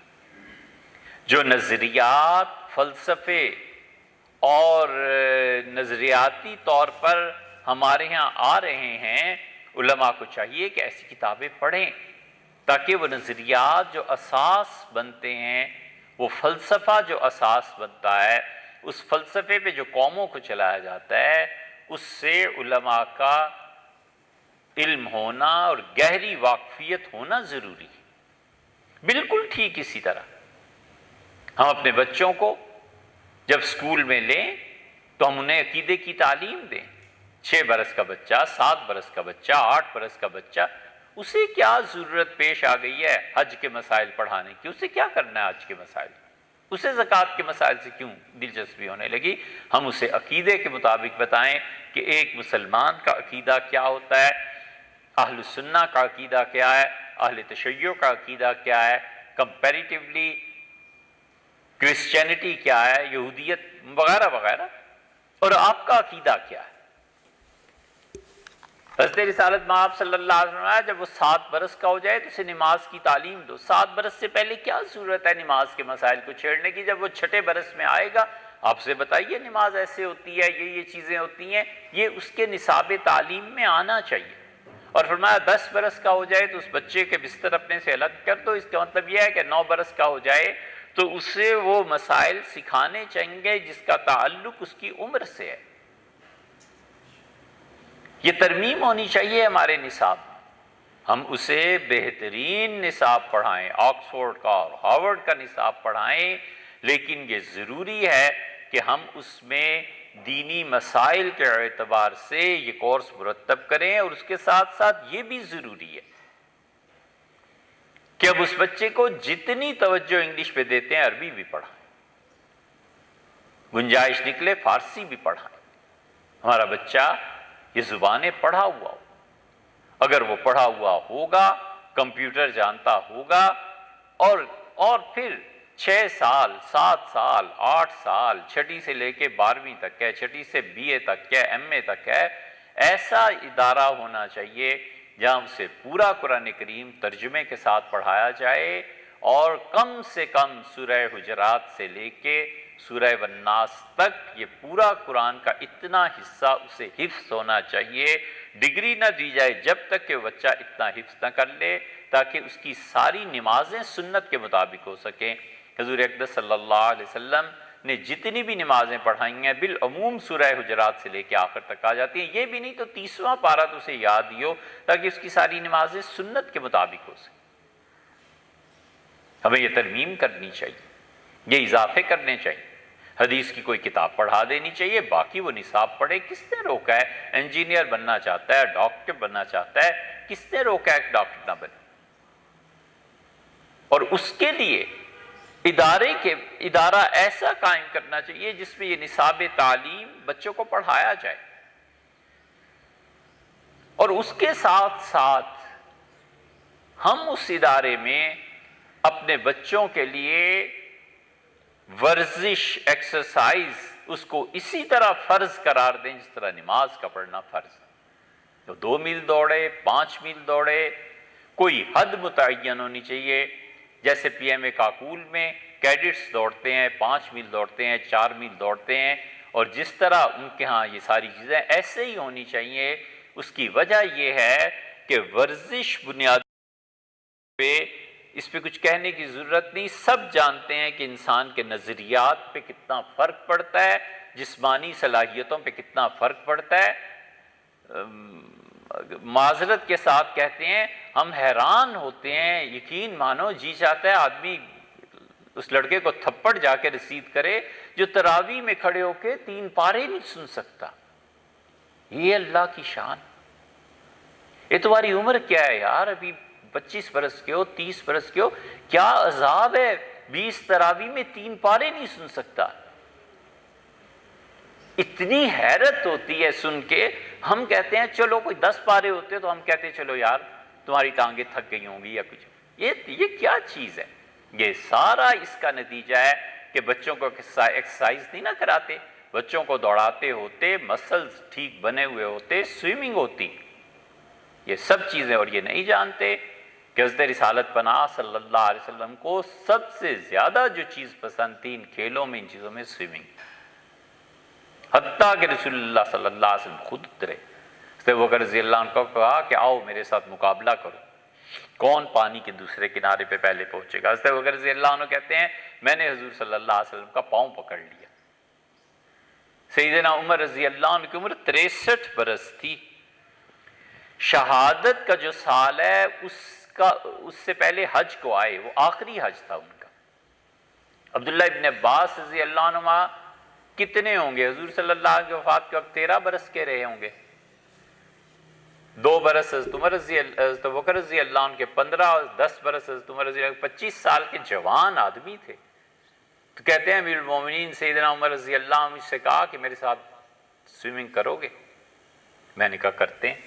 تو اترے پانی میں، مجھے بھی اترا. پھر فرمایا کہ دونوں مقابلہ کرتے ہیں انڈر دا واٹر، پانی کے اندر کون کتنی دیر سانس روک سکتا ہے. یہ کیا چیز ہے؟ اس لیے کہ میلوں پیدل چلتے تھے نا وہ لوگ. ایسا ادارہ ہونا چاہیے. جتنے تعلیمی ادارے کھلے ہوئے ہیں اور یونیورسٹیاں بنی ہوئی ہیں، ان سے پوچھو تمہارے بچے کہاں ایکسرسائز کرتے ہیں؟ پتہ نہیں ماجو اور کس کس نام سے یونیورسٹیز ہیں، پورے بلاکس میں یونیورسٹی بنائی ہوئی ہے، نہ ان بچوں کی کھیلنے کی کوئی جگہ ہے، نہ بھاگنے کی کوئی جگہ ہے۔ یہ لوگ غور نہیں کرتے، اتنا بڑا نقصان ہے، اتنا بڑا نقصان ہے کہ اس جوانی کی طاقت اور قوت کو وہ لے جا کر ٹکرائے کہاں؟ اس کا تو جی چاہتا ہے کہ پہاڑ پھاڑ دے اور ٹکرا جائے، اس سے وہ یہ طاقت لے کے کہاں جائے؟ آپ نے کوئی سہولت اسے میسر نہیں کی، اور پھر چلے ہیں اخلاقیات پہ اور اس پہ جو اصل کام کرنے کے وہ کیوں نہیں کرتے؟ اس لیے ایسے ادارے قائم کرنے چاہیے جہاں پر باقاعدہ یہ نظام قائم کیا جائے کہ کتنا بھاگنا ہے، کتنا چلنا ہے، کتنا پیدل چلنے کی ورزش ہے، یا پھر وہ اپنی انرجی خرچ کرتا ہے مطالعے پہ، تعلیم پہ۔ مطالعہ کوئی آسان تھوڑا ہی ہے، کم سے کم اتنا تو ہو کہ آدمی روزانہ 200-400 صفحے پڑھے، اتنا تو ہو کہ آدمی روزانہ کسی نئے نظریے کی تلاش میں ہو، کچھ تو پتہ چلے نا یار پڑھنا کیا چیز ہوتی۔ اور یہ کوئی ایسی بات نہیں ہے، سب جانتے ہیں، انگلینڈ، امریکہ، یورپ جتنا ہے جا کے دیکھ لیں آپ، جتنے لوگ ہیں ٹرینوں میں جو سفر کرتے ہیں، بسز میں کوئی ہے؟ اب لیپ ٹاپ آ گیا ہے، آج سے 20-25 سال پہلے کیا ہوتا تھا؟ سب لوگ پڑھتے تھے پن ڈراپ سائلنس، ہر آدمی اپنا اپنا پڑھنے میں مصروف ہے، کچھ تو ہے نا۔ پچھلے 500 برس میں انہوں نے جو غلبہ پایا ہے، زندگی کا وجود قائم کیا ہے، ایسے ادارے ہونے چاہیے ہمارے یہاں۔ بچہ جائے سویٹر اور کوٹ اتار کر لٹکا دے اور بالکل سادہ کپڑوں میں بیٹھ کے پڑھے، وگرنہ بہت سی صلاحیتیں اسی میں خرچ ہو جاتی ہیں کہ سردی بہت ہے یار، ہاتھ ہی نہیں کام کر رہے، ابھی ٹھہرو ہاتھ گرم ہو جائیں تو پھر کچھ لکھنا شروع کریں گے، گرمی بہت ہے، پسینے بہہ رہے ہیں، اس لیے کہ کلاس رومز میں یہ سہولتیں ہیں نہیں۔ وہ بیچارہ کہاں سے اپنی صلاحیتوں کو اس میں لگائے یا اس میں لگائے؟ کیوں مسلمانوں کو 1200 سال تک کوئی چیلنج نہیں ملا؟ یعنی ملے لیکن وہ اور نو کے تھے، ہر طرف برف ہی برف تھی، زندگی کا وجود ہی قائم نہیں تھا۔ زندگی کا وجود تو ہمارے یہاں خوارزم میں بڑی مشکل سے قائم تھا۔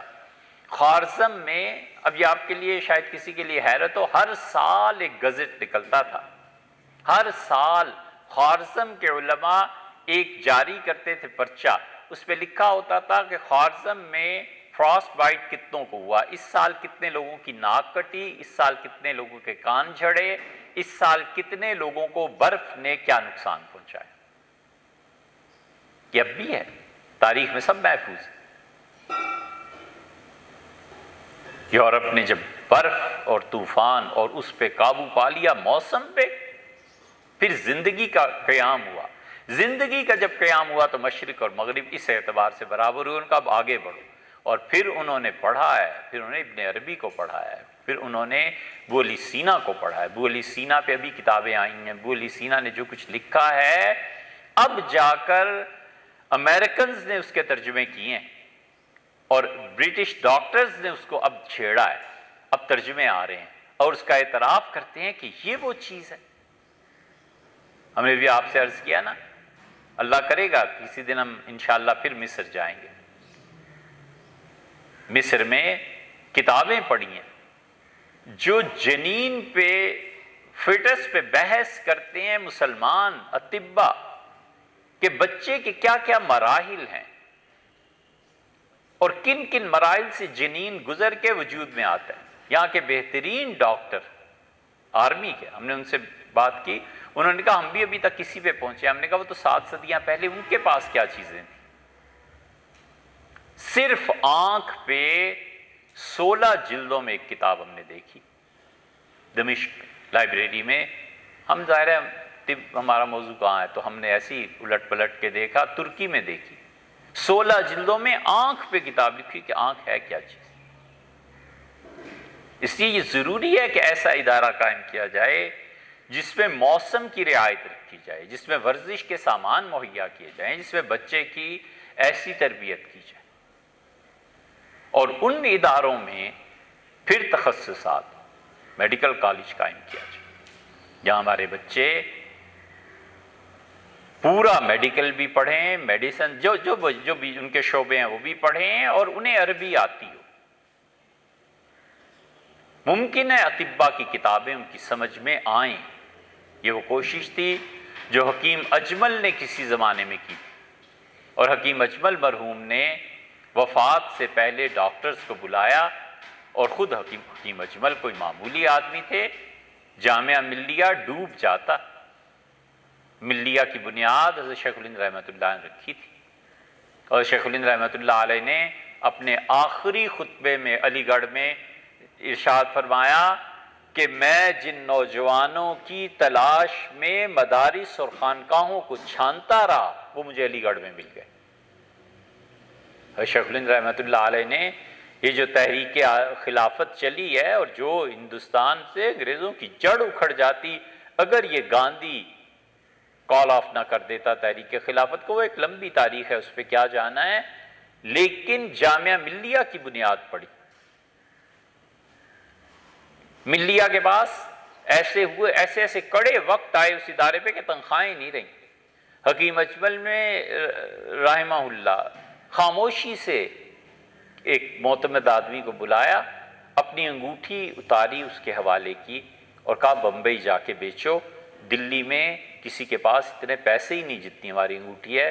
18 یا 20 لاکھ کی وہ بکی، یاقوت تھا، ہیرا تھا، کیا تھا، وہ اتنے پیسے پھر لوٹائے گئے اور جامعہ ملیہ چلا۔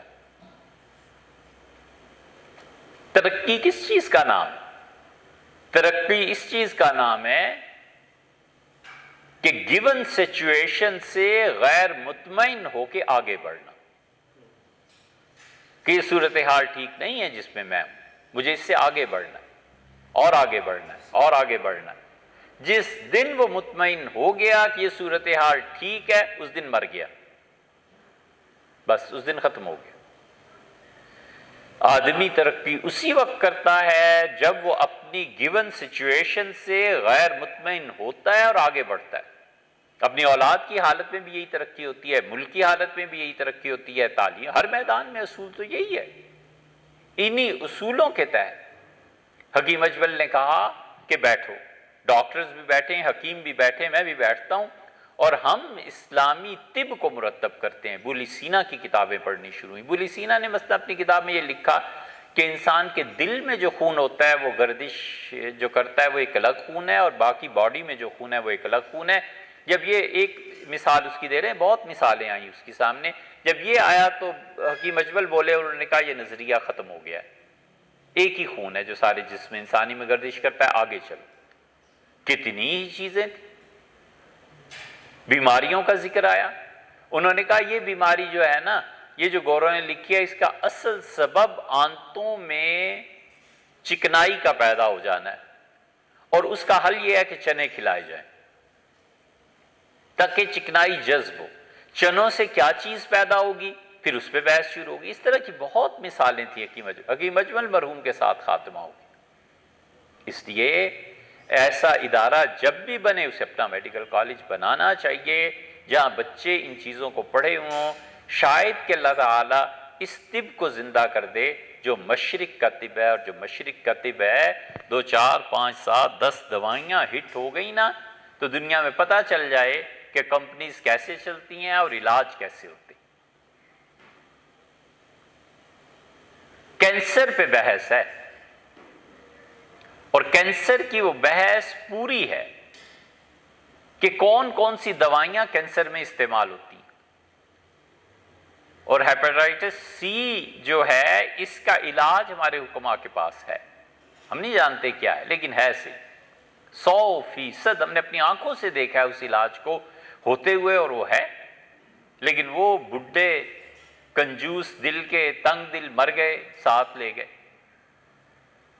طب پہ مستقل کتابیں، اس لیے کوئی ایسا ادارہ ہونا چاہیے جس میں یہ چیز ہو اور ہمارے بچے اسے پڑھیں، اور اسی کے ساتھ یہ چاہیے کہ ہم اپنی خواتین کے لیے الگ ہسپتال بنائیں اور ہم بتا سکیں کہ اس دور میں بھی اسلام کے مطابق عمل کیا جا سکتا ہے. مردوں کا اسپتال الگ ہے، خواتین کا الگ ہے، اور مہترانی اور صفائی کرنے والی سے لے کر لیڈی ڈاکٹر اور ہیڈ آف ڈپارٹمنٹ سب بچیاں کام کریں، سرجری بھی عورتیں کریں اور مردوں کا کوئی داخلہ اس میں نہ ہو. یہ آئیڈیل سچویشن ہونی چاہیے.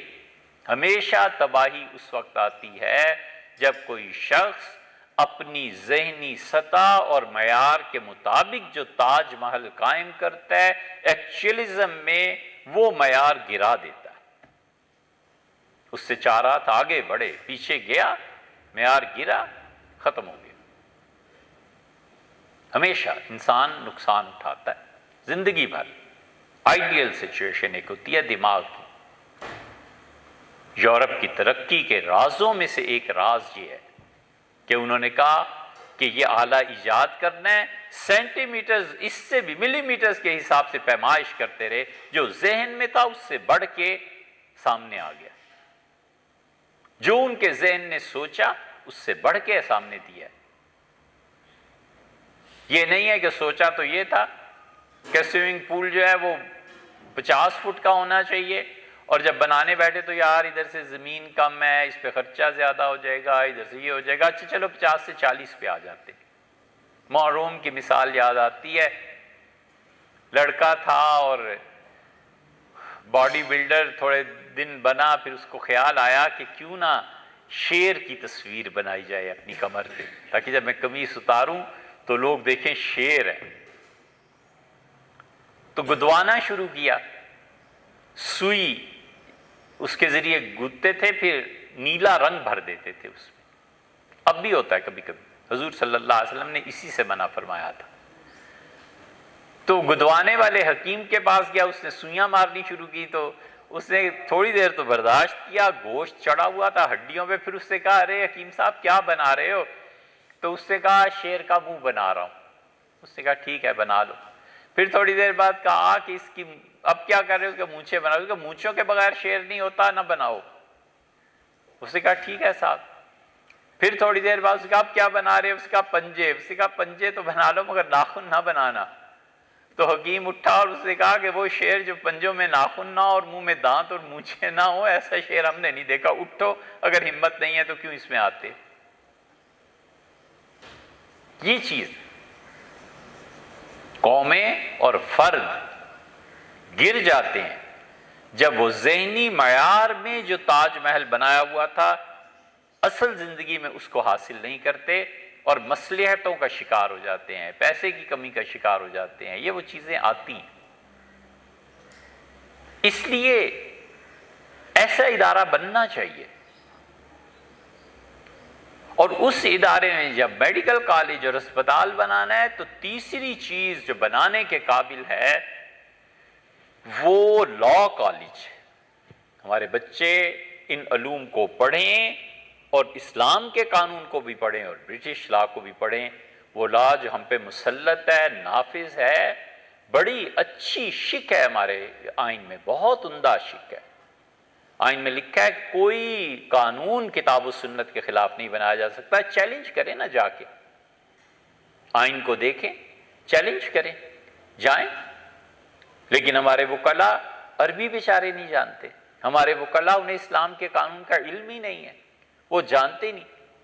اسلامی نظریاتی کونسل کا یہ حال ہے کہ ہم نے انہیں پورے ٹینور میں 6 سال میں چیئرمین ان کے اللہ تعالیٰ انہیں جزائے خیر دے، وہ تشریف لاتے رہتے ہیں، ہم نے انہیں 3 قوانین پہ مجبور کیا کہ حضرت اس کی کم سے کم آپ سفارشات تو مرتب کر کے بھیجیں. ہم نے کہا 3 طلاقیں قابل تعزیر ہونی چاہیے. جو شوہر 3 طلاقیں دیتا ہے اس کو 6 مہینے جیل بھی ہونی چاہیے، اس کو کوڑے بھی لگنے چاہیے. اس سے 10 لاکھ 5 لاکھ جرمانہ وصول کر کے اور نیشنل بینک میں داخل کر دیں اور اسے ایک رسید دے دیں کہ بیٹے 10 سال بعد آ کے اپنی رقم واپس لے جانا. 10 لاکھ کا سرمایہ پڑا رہے نا، 10 سال تک ڈی ویلیو ہوگا کہ نہیں ہوگا اور پیسے سے فائدہ نہیں اٹھا سکتا. ہم نے کہا حضرت 3 طلاقیں بیک وقت قابل تعزیر. یہ تصور ہی نہیں تھا کسی کے ذہن میں. وہ تو سیدنا عمر رضی اللہ عنہ کی چیزیں فوٹو کاپی کرا کے لے گئے کہ حضرت کے ہاں یہ قابل تعزیر چیزیں تھیں، یہ کریں، اور بحث مباحثے کے بعد یہ قانون بنا، انہوں نے سفارشات مرتب کی۔ ہم نے بڑے اصرار سے کہا کہ حضرت آپ یہ قانون کی سفارشات مرتب کریں کہ جس بچے کے باپ کا علم نہیں ہے اسے ماں کی وراثت میں حصہ ملے گا۔ نسب خراب ہے نا، آپ اپنی زبان میں کہیں گے یہ جائز بچہ نہیں ہے یار، لیکن ماں کا نسب ثابت ہے، ماں کی وراثت سے اسے حصہ ملے گا، شریعت اسے حصہ دیتی، چھپا ہوا نہیں رہتا اتنا کہ کس کا بچہ ہے، کون پھینک کے گئی ہے اسے، بالعموم چھپا رہے چاہے، لیکن کہیں نہ کہیں پتہ چلے، قانون تو ہونا چاہیے نا۔ وہ بچہ دعویٰ کرے کہ میری ماں فلاں ہے، اور ماں بڑھاپے میں جا کے اقرار کر لیتی کہ ہاں بھائی میں ہی، مجھ سے ہی غلطی یہ ہو گئی تھی، اسے وراثت میں حصہ ملے گا۔ سیدنا عمر رضی اللہ عنہ یہ قانون بنایا تھا۔ مختصر ساری روایات کا خلاصہ یہ کہ فجر کی نماز کے بعد کسی نے بچہ پیش کیا، اس نے کہا کہ بالمومنین یہ گلی میں پڑا ہوا تھا تو میں اسے لے آیا ہوں۔ سیدنا عمر رضی اللہ عنہ گویا مزاح میں فرمایا کہ میرا خیال ہے تمہارا ہی بچہ ہوگا اور اولاد زیادہ ہوگی ہے، اس لیے چاہتے ہو کہ اس کا وظیفہ مقرر کر دے۔ تو گھبرا گئے۔ ایک اور صحابی رضی اللہ عنہ کا حضرت یہ صحیح کہتا ہے، میں گواہی دیتا ہوں، میرے سامنے ہی اس نے اٹھایا۔ سیدنا عمر رضی اللہ عنہ ایک جملہ، یہ ہے بڑے لوگوں کی بات، فرمایا اسے لے جاؤ، اس کی پرورش کرو، اس کا سارا خرچہ حکومت کے ذمے ہے اور جتنا اس سے نفع ہو وہ تمہارا ہے۔ آئے حکومت والے نے کہا حضرت بچے کا نام، فرمایا میرا نام لکھو، یہ میرا بیٹا ہے۔ محلے میں گوارا نہیں کرتا کوئی، گوارا کیا کرے، کوئی لڑ پڑے مارے آگے سے کہ میرا بچہ کدھر سے آ گیا۔ سیدنا عمر رضی اللہ کا اسٹیٹ کا بچہ ہے، میرا بچہ ہے، میرا نام لکھ دو۔ یہ ہے کردار، اتنا بلند کردار کہ تھوکنے والے کا تھوک چاند تک نہ پہنچے۔ انہوں نے بڑے اصرار سے کہا کہ حضرت اس قانون کو بنائے، نہیں ہوا، جانتے ہی نہیں۔ تیسرا قانون جس پہ ہم نے بہت زیادہ اصرار کیا، ہم نے کہا حضرت اس کو لکھوائیں، قانون کو بنائیں کہ جس آدمی نے ناجائز طریقے پہ ہبہ کیا وہ ہبہ باطل ہے اور وہ اس کی اولاد کو ملے گا۔ سیٹھ صاحب ہیں، بڑے خوش ہیں، کسی ڈانسر طوائف سے جاؤ اسلام آباد والی کوٹھی تم لے لو، لے لی اس نے، 10 لاکھ کا ہیرا ہے، سیٹ دبئی میں جا کے شاپنگ کرا دی ہے تمہاری۔ فقہا نے لکھا ہے ایسی سارے ہبہ باطل ہیں، اس کی اصل اولاد وارث قرار پائے گی۔ اس کی اولاد 20 سال بعد اٹھتی ہے اور کہتی ہے ہمارے والد کا یہ مکان تھا اور انہوں نے مستی اور شوق کی نظر کر دیا، فلاں طوائف کو فلاں کو دے دیا، اور وہ ہبہ مخفی تھا، پتہ ہی نہیں تھا کسی کو، اور یہ ہمارے والد کی جائیداد ہے، شرعاً وہ جائیداد اس کے اولاد کی میں تقسیم کی جائے گی، واپس دی جائے گی۔ ایسے کئی کیسز ملیں گے، نہیں بنایا کا۔ اس لیے کوئی ایسا ادارہ بنانا ہے تو اس ادارے کے لیے جہاں میڈیکل کالج ہے وہاں لا بھی ہونا چاہیے، اور ہم اپنے بچوں کو واضح طور پہ جتنے بچے ہم پڑھائیں انہیں شعبوں میں تقسیم کریں۔ ہمارے بچے CSS کا ایگزام دیں، ہمارے بچے آرمی میں جائیں، ہمارے بچے ڈاکٹر بنیں، ہمارے بچے وکیل بنیں۔ یہ پورا ایک نقشہ ہے اس ادارے کا جس ادارے کو ہم نے چاہیے کہ قائم کریں۔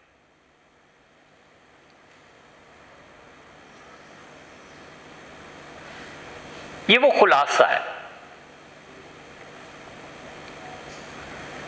اور اسی طرح اس ادارے کی جتنی زمین ہے عملاً اس کی 4 دیواری کے بعد ٹریک جس پہ بچے بھاگیں، وہ 2 میل بنے یا 4 میل بنے، اس کے بعد درختوں کا لگانا، اس کے بعد سائیکلنگ، ان ساری چیزوں کی کیپیسٹی عملاً ادارے میں ہونی چاہیے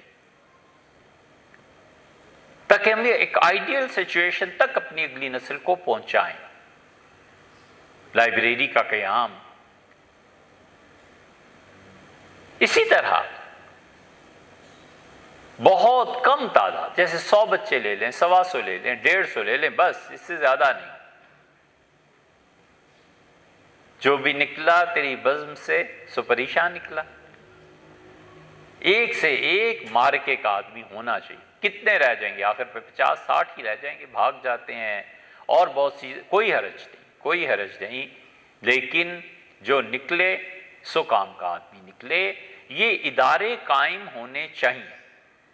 اس کے ساتھ ساتھ یہ جو اگلے 20-30 سالوں میں آ رہا ہے نا, یہ اولڈ ہاؤسز ایسا بنانا چاہیے جہاں بوڑھے لوگوں کو رکھا جا سکے, بوڑھی عورتوں کو رکھا جا سکے.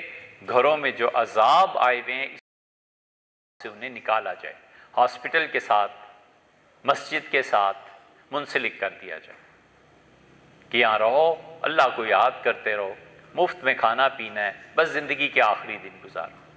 حضور صلی اللہ علیہ وسلم نے فرمایا کہ تنصرون علی اعدائکم وترزقون بضعفائکم, اور اللہ تمہاری مدد کرتا ہے, دشمنوں پہ فتح دیتا ہے اور تمہیں رزق دیتا ہے جب تم سوسائٹی میں ان افراد کی مدد کرتے ہو جن کا کوئی سہارا نہیں ہوتا, کوئی سہارا نہیں, لوگ تنگ آئے ہوئے ہیں. یہ عیدی سینٹر میں, عیدی سے یاد آئی کہ یہ نظاتی کونسل والے مان ہی نہیں رہے تھے کہ ملک میں کوئی ایسے بچے بھی ہوتے ہیں. ہم نے کہا حضرت ایسے بچے, ان کا وہ ظاہر ہے کہ ان کا معیار بہت بلند ہے, تو عیدی والوں نے رپورٹ بھیجی, ان کے عیدی والوں سے رپورٹ منگوائیں جن بچوں کے باپ کا پتہ نہیں یہ کتنے ہوتے ہیں. تو عیدی والوں نے رپورٹ بھیجی کہ پچھلے سال جنوری سے جون تک 28,000 بچے ایسے ملے. واللہ عالم اس میں مبالغہ ہے یا نہیں ہے, ان 28,000 بچے ایسے ملے اس دور میں, جبکہ میڈیکل کہاں سے کہاں پہنچ چکا ہے. اسی طرح عیدی والے جن بوڑھے بوڑھیوں کو پال رہے ہیں نا, یہ سب اس چیز کی دلیل ہے کہ اولڈ ہاؤسز جو ہیں ہماری سوسائٹی میں آہستہ آہستہ قائم ہوں گے. انہیں تو شروع ہو گئے ہیں, اس کام کو کرنا چاہیے تاکہ ان کا خاتمہ ایمان پہ ہو. کوئی مسجد سے اذان آئے, آواز آئے, خدا کی مدد شامل ہو. یہ وہ پہلو ہیں جن کو بظاہر عقل انسانی تسلیم چاہے نہ کرے, لیکن حقیقت میں ان کا وجود ہے. یہ وہ سب باتیں اور کچھ اور بھی جن کا اب وقت نہیں ہے.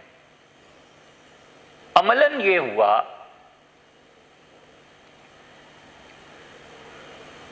کہ ہمارے ایک دوست, ان کے ایک دوست آئے, کسی وجہ سے آئے تھے انگلینڈ سے, کچھ مسائل تھے, کچھ بات چیت تھی. اللہ کو اگر کوئی کام کرنا ہو تو دیکھو کہاں سے کہاں لے جاتا ہے. ان ربی لطیف لما یشاء, اور میرا پروردگار جو چاہے کرے, اور بڑی باریکی کے ساتھ.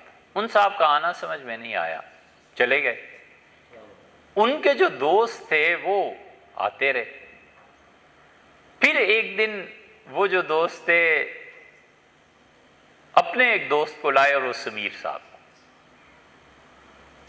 سمیر صاحب نے ہم سے کہا کہ یہ ادارہ, یہ چیزیں, آپ ایک بڑی زمین کا ٹکڑا لے لیں, اور ایسی باتیں کہیں سنی انہوں نے تو کہنے لگے وہاں بنائیں. لے گئے اور سملی ڈیم کے پاس لے گئے اور کہا یہ ہے جگہ اور آپ اسے لے لیں. کہا ہم کہاں لے لیں بھائی, خام خواہ میں 5 لاکھ روپے کنال. کہا بالکل نہیں سمیر صاحب, اتنے سوچ تصور ہی, اتنا اصرار ان کا بڑھا, اتنا بڑھا, اللہ تعالیٰ انہیں لمبی زندگی دے, کہ ایک طرح سے ہمیں تنگی ہونے لگی. پھر دوبارہ, پھر تیسری بار, پھر چوتھی بار, جب آئیں جب یہی بات, جب آئیں یہی بات. آخر تنگ آ کے دسمبر 13 میں ہم وہاں دھوپ پہ بیٹھے تو ان کا بہت زیادہ اصرار تھا زمین کو لے لیں. ہم نے کہا نہیں لے سکتے, معاف کریں آپ. تو دسمبر 13 میں ایک چھوٹی سی پرچی ہم نے لکھی, استخارہ کرتے رہے. اس پرچی وہ بھی محفوظ ہے, 4-5 سطریں ہی ہیں. ہم نے کہا جس زمین کا آپ ذکر کر رہے ہیں ان کا یہ 250 کنال زمین ہے. ہم نے کہا اس زمین کو ہم 1.25 لاکھ روپے کنال خریدیں گے, اور یہ قسطیں دیں گے, یہ کریں گے, یہ کریں گے. لکھ کے پرچی ہم نے راشد کو دی کہ انہیں بھیج دیں. انہوں نے بھیج دی ای میل کے ذریعے. شاید 10 منٹ گزرے ہوں گے یا 5 منٹ, فون آ گیا, کہنے لگے معین الصمد کی زمین ہے, اور وہ ابھی سویا ہوا ہے امریکہ میں، تو اٹھتا ہے تو میں بات کرتا ہوں۔ دوسرا فون آ گیا چند گھنٹوں بعد، اور ان کا معین نے کہا بیانہ پکڑو۔ بڑے حیران ہوئے کہ کہاں 5 لاکھ روپے کی زمین، کہاں 1.25 لاکھ میں۔ پھر خیال تو آیا کہ لاکھ ہی لکھ دیتے، مگر اللہ کو یہی منظور تھا۔ وہ کوئی 2.20 کروڑ روپے بنے اس کے۔ تو معین الصمد صاحب اللہ تعالیٰ جزائے خیر دے، انہوں نے کوئی پرواہ نہیں کی۔ ہم نے اس میں شرط بنیادی طور پہ طے کی کہ ہم 1 روپیہ جمع کرائیں یا 1000 کرائیں یا کروڑ کرائیں، آپ کو ان کا کوئی اعتراض نہیں، بس کراتے رہو۔ بڑا لمبا سفر طے ہوا، بہت سے دوستوں نے اس میں مدد کی، اللہ تعالیٰ سب کو ہی جزائے خیر دے۔ یہ سب کچھ ہونے کے بعد اب جا کر اس سارے سفر کو مختصر کر کے اب جا کر جنوری میں، فروری میں، کیوں راشد؟ مارچ میں، فروری میں ان کی رقم مکمل ہو گئی، 2.20 کروڑ۔ پہلی مرتبہ ہم نے اور معین صاحب نے ایک دوسرے کو دیکھا، لمبا چلا انہوں نے کاٹا۔ یہ پورا ایک گروپ ہے، سمیر صاحب اس میں شامل ہیں، دوست ہیں سارے آپس میں، معین الصمد، جلال الدین عثمانی جو سپریم کورٹ کے جج رہے، آصف علی زرداری جو آپ کے صدر مملکت رہے، اور یہ 5-6 سیٹ۔ تو زرداری صاحب سے بھی ان کی بات ہوئی تو اس نے کہا یار یہ اچھے لوگ ہیں، دے دو کم قیمت پہ۔ تو انہوں نے یہ زمین کا ٹکڑا دیا۔ زمین کا جب یہ ٹکڑا ملا تو اب اس کے بعد دوستوں میں یہ بحث چھڑی کہ اب یا تو اس زمین پہ کام شروع کیا جائے، یا اصل میں یہ زمین سیٹھی صاحب تھے ایک ان کی تھی، اور سیٹھی صاحب نے یہ پورا ٹکڑا کوئی 500-450 کنال پہ مشتمل کسی زمانے میں خریدا تھا۔ پھر انہوں نے اسی کا ایک حصہ معین الصمد صاحب کو بیچ دیا، وہ اب ادھر منتقل ہو گیا۔ کاغذات سارے آپ انٹرنیٹ پہ دیکھ سکتے ہیں۔ اللہ کا بڑا ہی احسان ہے، خدا کے بہت بڑے انعامات میں سے ہے کہ 20-25 سال کا عرصہ ہوتا ہے لوگ اس ادارے کے لیے، زمین کے لیے، کہیں کے لیے کوئی پیسہ بھیجتے ہیں، اور اللہ ہی کے احسانات میں سے ہے کہ اتنا اندھا اعتماد ہے کہ آج تک کسی نے 1 روپے کے بارے میں نہیں پوچھا کہ کہاں خرچ کیا، کبھی کسی نے ہم سے نہیں پوچھا۔ اور خدا کی مخلوق کا یہ حال ہے تو خدا کا اپنا حال کیا ہوگا، وہ اس سے یقیناً بہتر ہوگا۔ کبھی کسی نے نہیں دریافت کیا، اللہ کا شکر ہے، ان کا اعتماد ہے، اللہ تعالیٰ جزائے خیر دے انہیں۔ اب یہ بات چلی کہ سیٹھی صاحب کی جو زمین کا بقیہ ٹکڑا ہے، سیٹھی صاحب کا انتقال ہو گیا، وہ بھی آئے تھے، ان کی صاحبزادی ہیں، انہوں نے خود بھی مجھ سے فرمایا ایک دن، کہنے لگی ہماری بڑی تمنا ہے کہ آپ یہ زمین بھی لے لیں اور بڑے پیمانے پہ یونیورسٹی بنائیں۔ اس کا فائدہ یہ بھی ہے کہ اس کے پیچھے سرکاری زمین ہے، اس تک پہنچنے کا کوئی راستہ نہیں ہے اس زمین کے علاوہ، اور اگر یہ زمین لے لیتے ہیں تو وہ جو زمین پیچھے والی ہے اس کو لیز پہ لیا جا سکتا ہے۔ اور یہ جو زمین سیٹھی صاحب کی اب ہے، انہوں نے کہا جی 15 کروڑ روپے ہم لیں گے، 285 کنال یہ ہے، تو 285 کنال یہ اور 175 وہ، یہ ساری ملا جلا کے کوئی 450 کنال زمین بن جاتی ہے، اور پیچھے گورنمنٹ کی بھی زمین ہے۔ اب یہ طے ہو چکی بات، اور اکثر دوستوں نے یہ کہا کہ ہمیں یہ زمین لے لینی چاہیے۔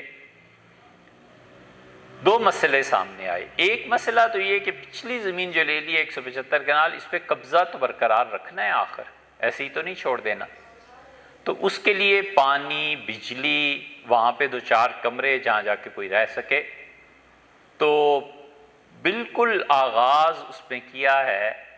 اور پہلے ہم نے کہا اس پہ ٹیوب ویل کے لیے، تو انہوں نے کہا جی 10 لاکھ، پھر 15 لاکھ، پھر وہ آئے انجینئرز آئے، بیٹھ کے بحث مباحثہ ہوا سارا، تو انہوں نے کہا جی 600 یا 650 فٹ پہ کھدائی ہوگی، اتنی ڈرلنگ کرنی ہے تاکہ پانی نکلے، اور اس کا بل ہے 41 لاکھ روپے، 41 لاکھ۔ وہ جو بل تھا وہ بھی ویب سائٹ پہ چلا گیا ہے، وہ بھی آپ لوگ دیکھ سکتے ہیں۔ تاکہ پانی ٹیوب ویل لگے، 13 انچ کا بور ہے، اور اس سے پھر بجلی اور باقی چیزیں ہوں تو وہاں کچھ لوگ رہیں تاکہ اس پہ یہ ادارے کا قیام عمل میں لایا جائے۔ جن دوستوں کا خیال یہ ہے، ہم سمیت ہماری بھی رائے یہی تھی کہ زمین خرید لینی چاہیے، کیونکہ جب ادارے بن جاتے ہیں تو وہ مسلمان زیر زمین چلے گئے جو خوش ہو کے کہتے تھے کہ یار ہمیں بھی نیکی کا موقع دو، اب قیمت بڑھا دیتے ہیں، انتظار میں ہوتے ہیں۔ اللہ انہیں بھی جزائے خیر دے۔ ان لوگوں نے 15 کروڑ کا جو مطالبہ کیا، اگر یہ مان لیا جائے تو انہوں نے اس حد تک تو رضامندی کا اظہار تھوڑا سا کیا ہے کہ آپ اس رقم کو 3 سال میں ادا کر دیں۔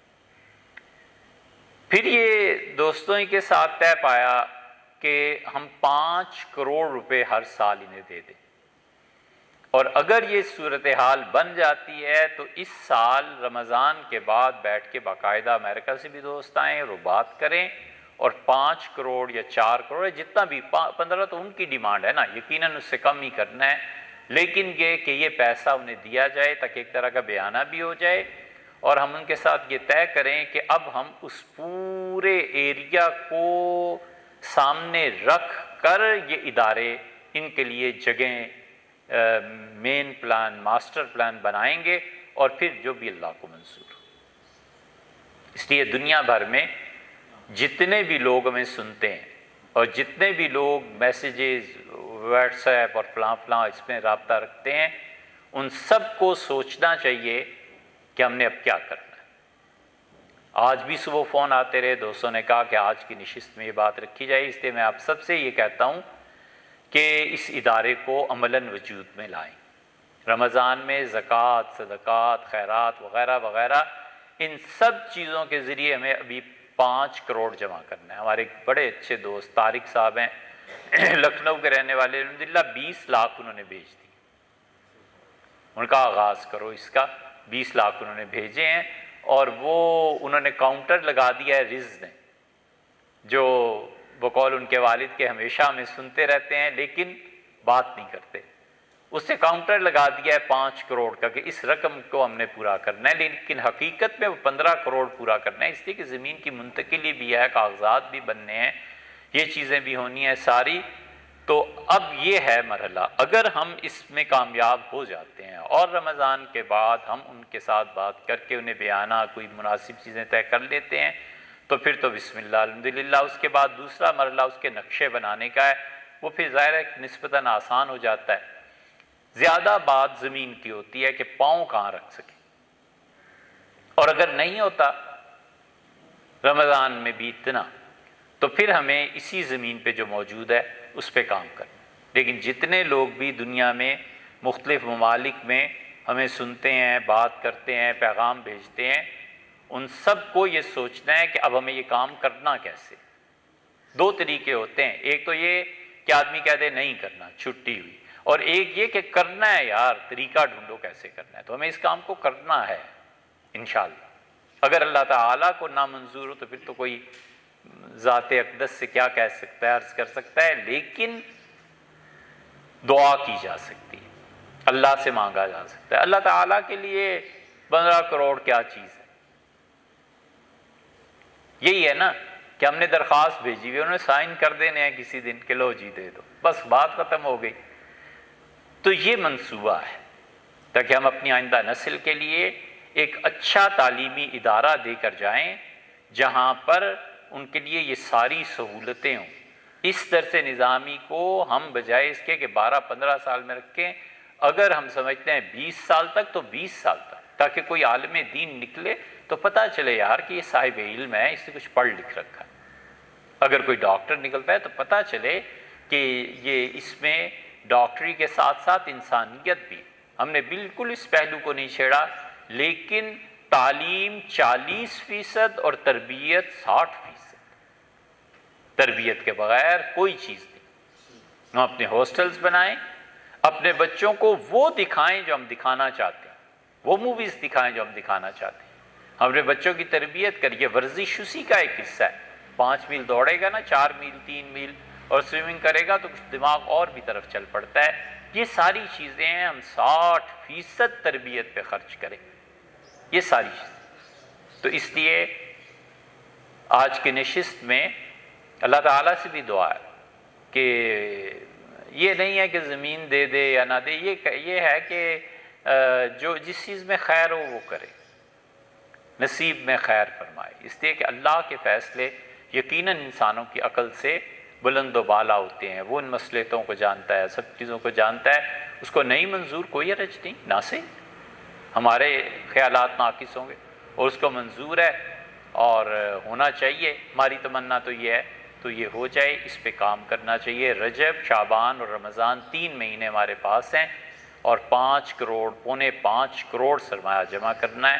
اللہ تعالیٰ ہمیں اور آپ کو توفیق بخشے.